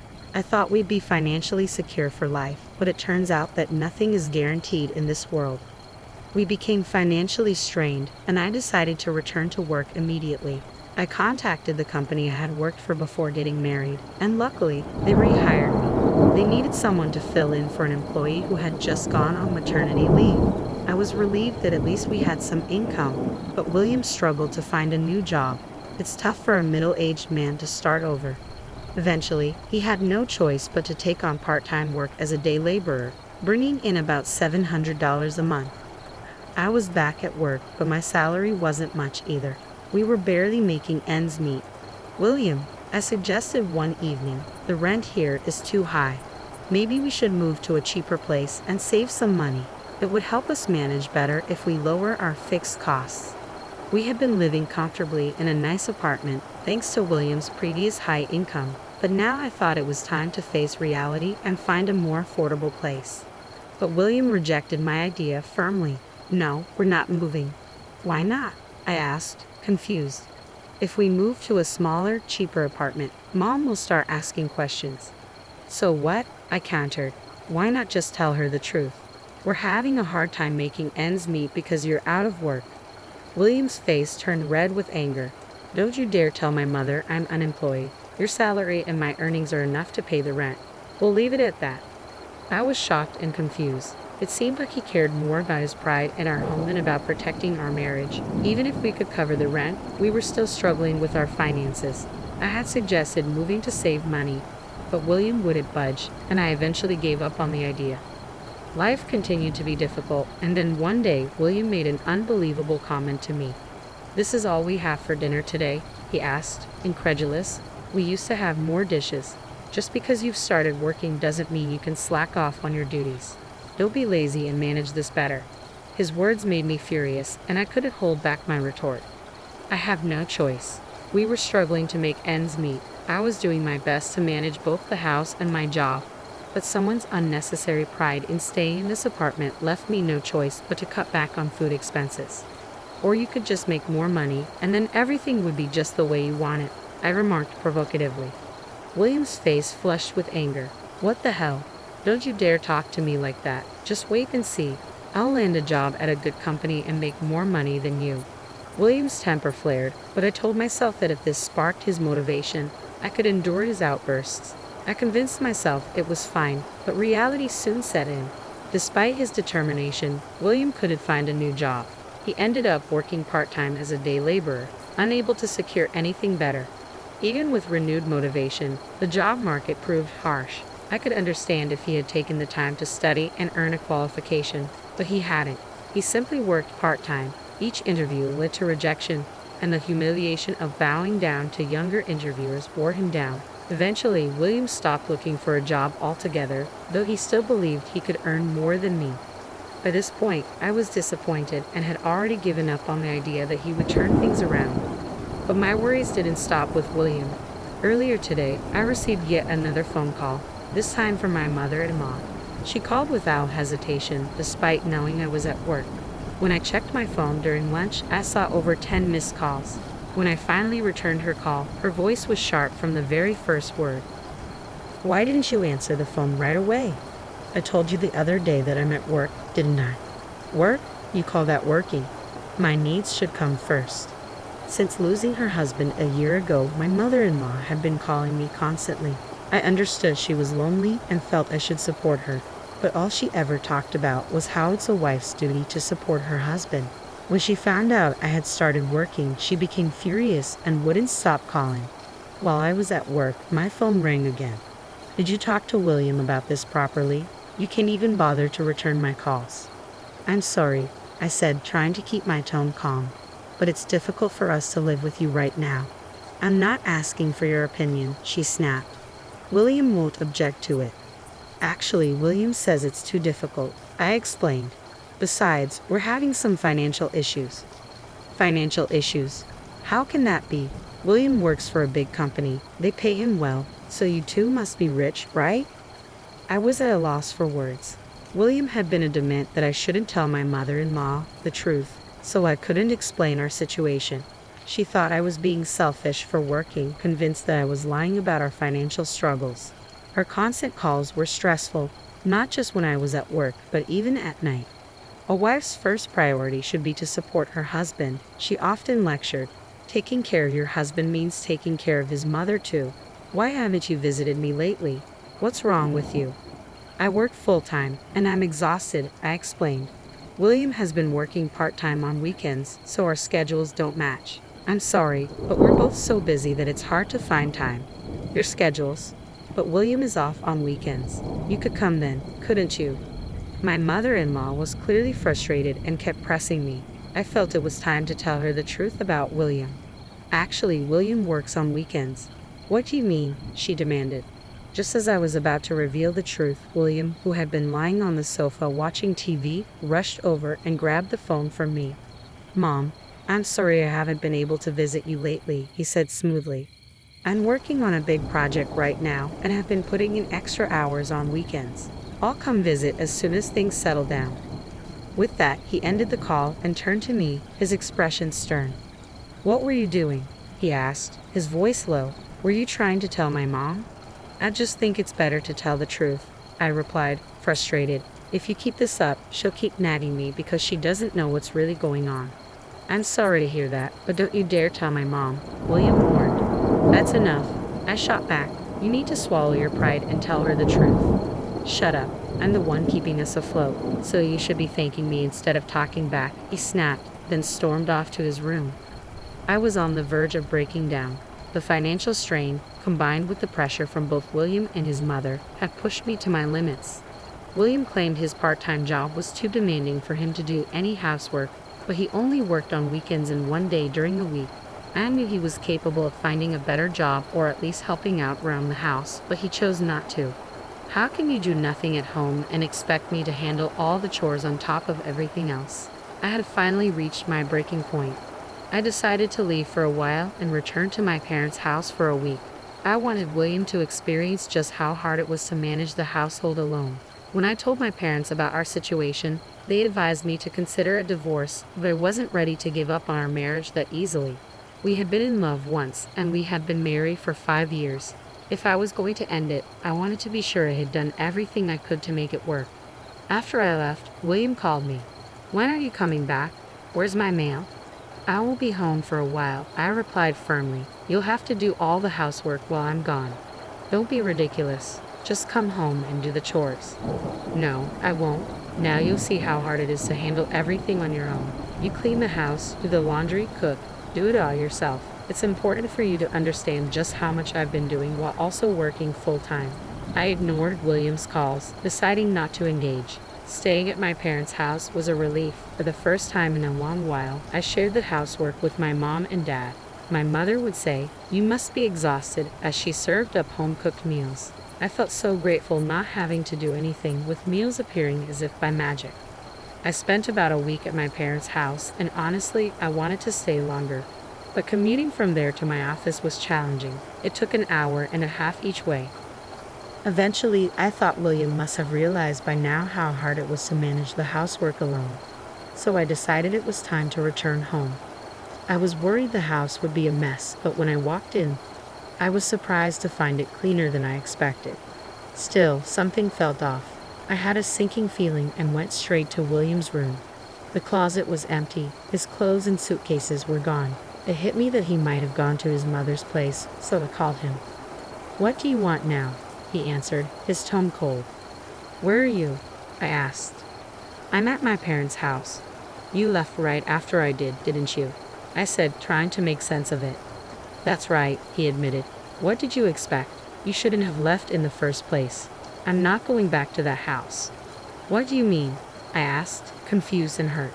"I'm going to live with my mom. In fact, we're moving into a new apartment." "I have no idea what you're talking about," I stammered, at a loss for words. Suddenly, the voice on the other end of the line changed. "Hey Grace," my mother-in-law's voice cut in sharply. "Do you have any idea what you've done? How dare you abandon your duties as a wife and cause trouble for William? You're such a terrible wife, and I'm going to teach you a lesson." "Mother, I had my reasons for leaving," I tried to explain. "It doesn't matter," she interrupted. "We're moving into a nice, new apartment. If you want to live with us, I'll let you know where it is." I realized she still had no idea what was really going on. This could work to my advantage, but I had to be firm. "No, thank you." "What?" she asked, clearly shocked. I said no. I repeated, "I'm not going." "Are you serious? William is going to live with me. If you don't come here, you'll have to be alone. You've been relying on him, haven't you?" "Don't worry," I replied calmly. "I can manage on my own. If we're not living together, there's no reason for us to stay married. I'm divorcing him." "What?" The word divorce clearly stunned both my mother-in-law and William. Their surprise was palpable through the phone. "Grace, there's no need to mention divorce," William pleaded. "I can't stay married to you anymore," I said, my resolve firm. "I need to get rid of a husband like you as soon as possible." My mother-in-law snapped, "How dare you talk to William like that? We don't want a life with you either, so fine. William, just get the divorce." "No," William protested, but I cut him off. "I'll have the divorce papers ready. You'll regret this, and it'll be too late for apologies." "Same to you," I shot back before the call ended abruptly.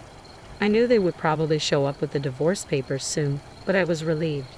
Things were finally going the way I wanted. William's refusal to change made my decision clear. There was no need for us to stay together any longer.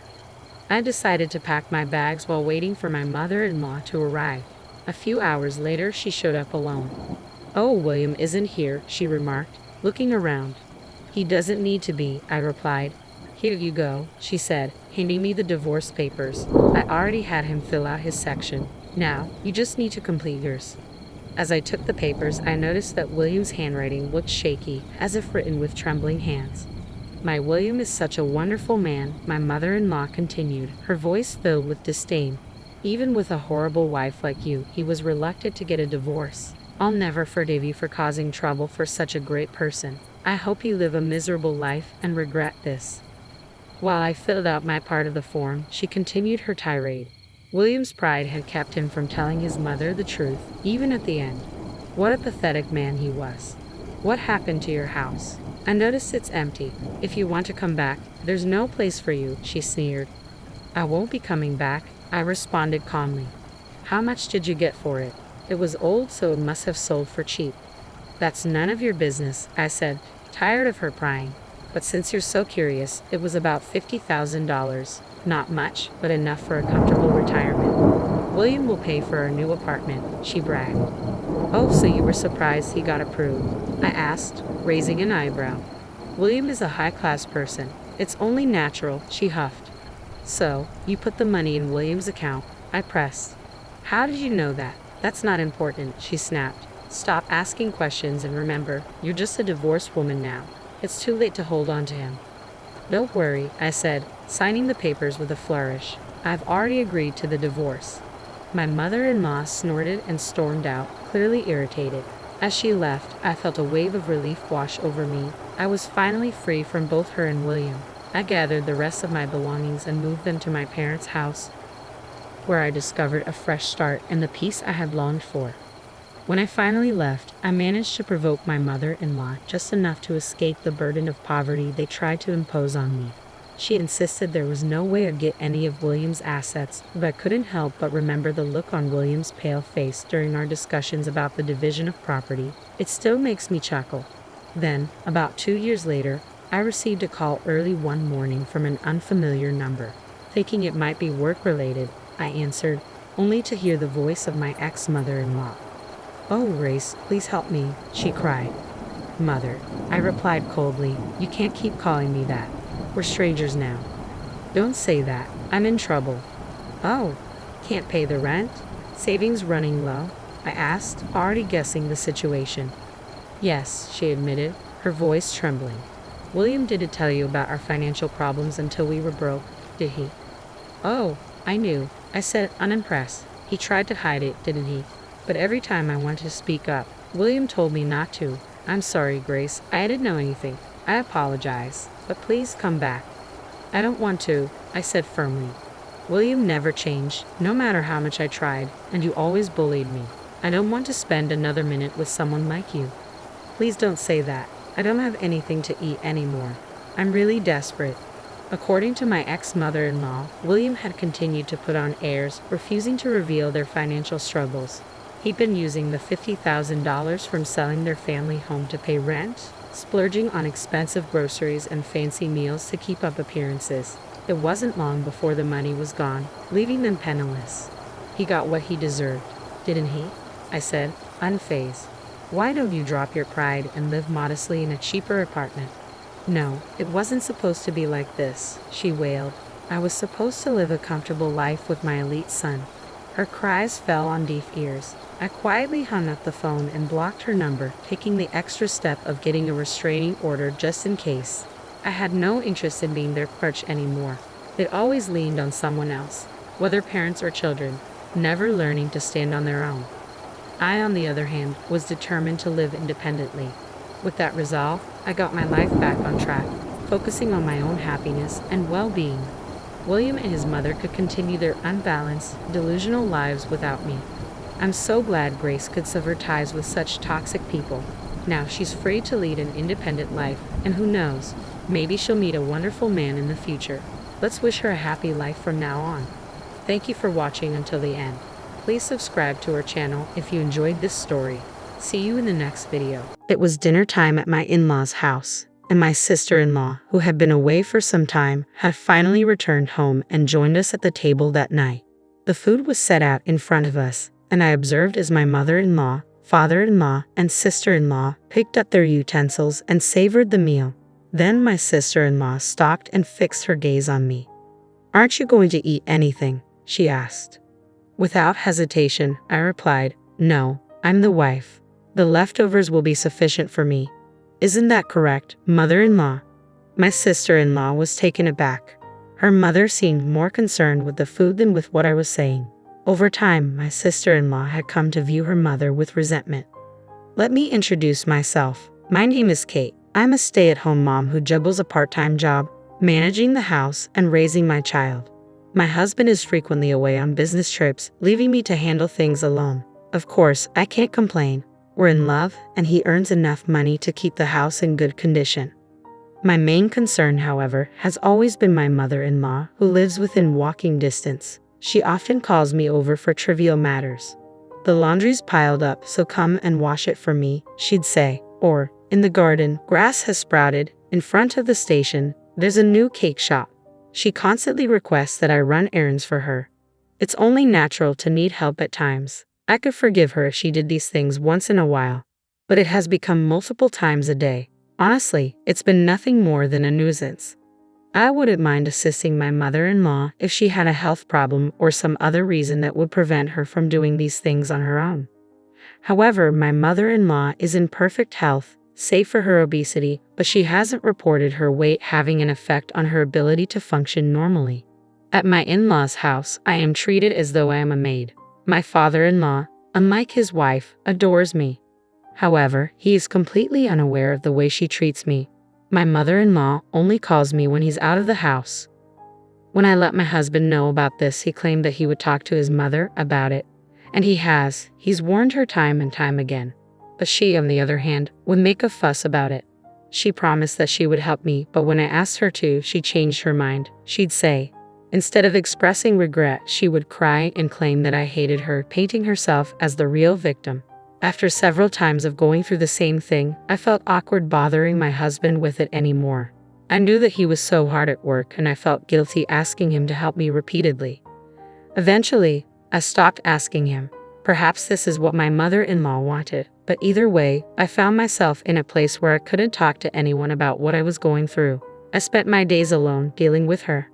As of late, her demands on me had increased. One morning, I was made to clean up my in-laws' garden. She instructed me to cut branches from the trees in the yard and gather them all up. It was exhausting work, especially as the sun climbed higher into the sky. I was sweating, but I couldn't stop to drink. By the time I was able to take a break, I went inside the house to find that it was past noon. My mother-in-law was laying on a sofa in the living room, completely relaxed, watching TV and eating chocolates. Her t-shirt was covered in wrappers. "I'm hungry. Make something for me from whatever's in the fridge," my mother-in-law ordered me, not taking her eyes off the television. I sighed as I walked into the kitchen and laid eyes on the mountain of dishes that had piled up in the sink. "You'd better get started. My friends are coming over tonight, and I want the whole place to be absolutely spotless." "There's no time to dither," she continued as she devoured more sweets. I asked her to assist me, even just a little, but she didn't care to respond. When she was uncomfortable with what I said, she would pretend as though I was not even there. Soon enough, I cleaned up the dishes and prepared fried rice for the both of us to eat. I set the table for the meal and placed both plates onto it. "Fried rice again? Can't you think up anything else?" she complained, but she began to eat her meal with gusto. I too was starving, but I was hoping that my husband had messaged me, so I checked my phone before eating. By the time I had put my phone back down, I was shocked to discover that the plate I had placed in front of me had vanished. My mother-in-law was devouring my meal. She had already finished her own. "That is my food, ma'am," I said aloud. By this point, however, my mother-in-law had already consumed more than half of it. "I'm still hungry. It's your fault that you only cooked a small amount of food. You're just the wife, after all. You'd think that you'd make more, considering you know the wife eats after the rest of the family's finished. But no, you don't even comprehend that," my mother-in-law retorted, quickly devouring the remaining fried rice without waiting for me to respond. There was nothing left. No rice, no vegetables, no meat, nothing at all. "Now start cleaning up," my mother-in-law said. "My friends will be here soon." With that, she got up and marched back to the sofa, opening a bag of chips with a loud tear, spilling pale yellow crumbs onto the rug beneath her. I vacuumed the floor silently, imagining the vacuum cleaner as my mother-in-law, sucking up every bit of food and every last ounce of my dignity into a cyclone until nothing was left behind. I tried my best to leave my hunger with water as I cleaned up, as I had been asked, but the thought was clear in my mind. I swore to myself that I would never help my mother-in-law again, no matter how much she would beg and plead.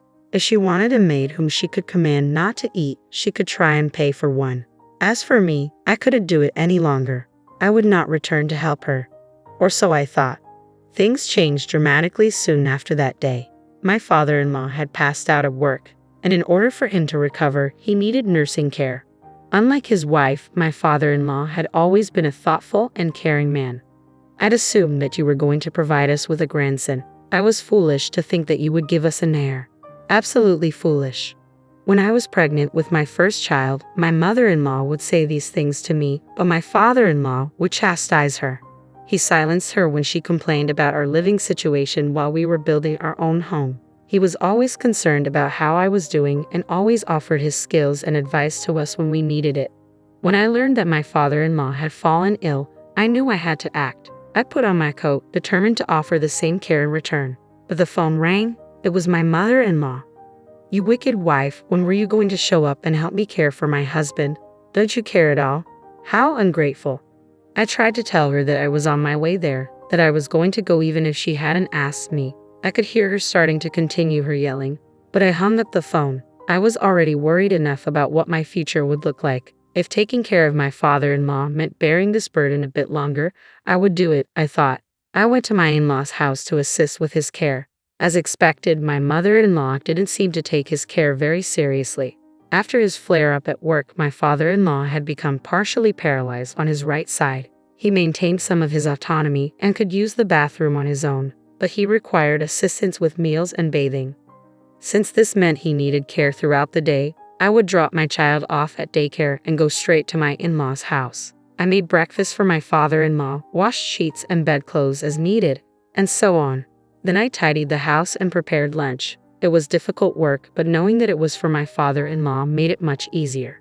Even still, my mother-in-law would not resist. She insisted on criticizing everything that I was doing. She would make a fuss into my ear while I was preparing food for my father-in-law. "This is something for sick people to eat. Can't you bother making something more regular? This food isn't for you. I'm making it for Dad," I told her. "You're in good health, and you can make your own food. As I said previously, I'm only here for my father-in-law's benefit, and beyond that, I'm here because you will not take care of him. I believe that you're able to take care of yourself at the very least." How rude. Do I need to remind you that I have the right to leave this house whenever I want? I don't care what happens to him.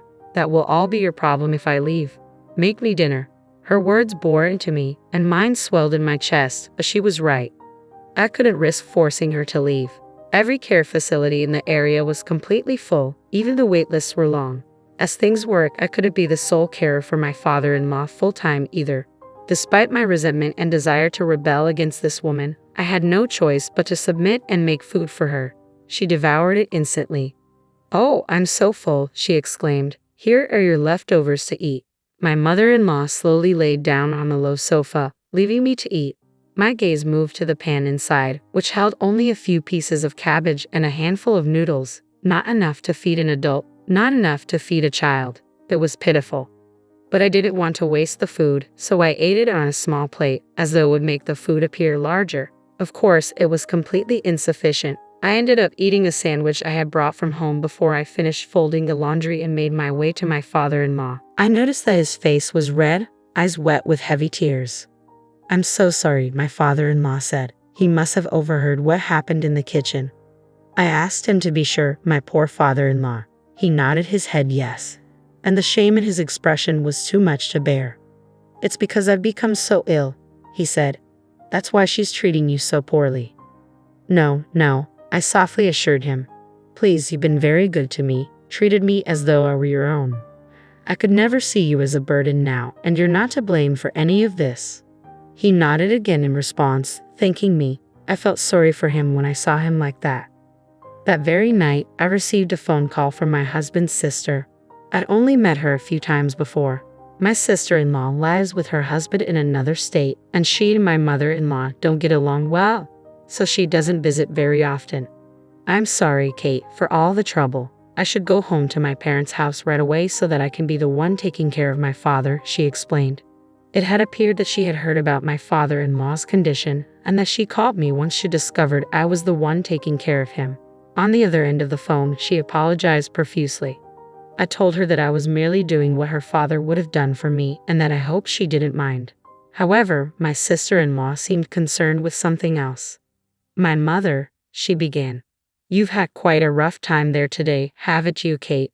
My sister-in-law, like my father-in-law, is wise. She likely knows that my relationship with my mother-in-law has been strained since I've been spending more time taking care of him. I really do appreciate her concern, though it makes me wonder. My father-in-law, my sister-in-law, and my husband, they're all such kind people. Why is my mother-in-law so cruel? I couldn't help but become curious. Yes, I'm fine for the time being though. I let the conversation drift, but my sister-in-law seemed to sense the pain in my voice. After a few moments of silence, she said, I'll be returning home at the end of the year. I'll let my parents know so you don't have to worry about it any longer, Kate. To be honest, I was exhausted. Housework, childcare, part-time work, and caring for my father-in-law every day. It was enough as it was, but also preparing food and cleaning for my mother-in-law, listening to her words full of hate and disappointment. I was feeling trapped. If something hadn't happened soon, I would have broken completely, so my sister-in-law's words were very reassuring to me. Until then, though, my mother-in-law remained the same. No, in fact, she was getting worse. As the end of the year approached, she would tell me to clean the kitchen exhaust fan, wash the screen door, and complete other bothersome tasks. She never took into consideration that I had my own house to tend to as well. It was like my life outside of her didn't exist. I wouldn't have time to prepare dinner for us all on New Year's Eve with my cramped schedule, so I spoke with my husband, and we decided to order it online. What a waste of money, I thought. If you're going to be someone's wife, you want to know how to at least make food. What are you good for? Of course, my mother-in-law was not pleased. You're a wife too. I wanted to scream at her, but I couldn't. I didn't want my father-in-law to overhear us arguing. I didn't want him to think that this was all his fault. I managed to calm her down by promising to prepare the New Year's Eve meal myself. Music. My sister-in-law arrived at the house on New Year's Eve. She was alone. Oh, it's your first time home in years and still, you have nothing to show for it. You're all alone now. Whatever happened to that pathetic husband of yours? Did he divorce you for taking his place as the man of the house? My mother-in-law hurled insults at her daughter without even saying hello. But when I saw my sister-in-law, I felt that familiar presence. It was as though I was looking at my own reflection as I saw her calmly respond. I couldn't bring my beloved husband here with me. I couldn't bear you being as cruel to him as I knew you would be. Anyways, I came home to see my father, not you. After saying this, my sister-in-law quickly departed into my father-in-law's room. At this rate, the New Year's dinner was not going to go very well. I had made a few dishes, but by dinner time, those dishes were more lively and pleasant than the people present to eat them.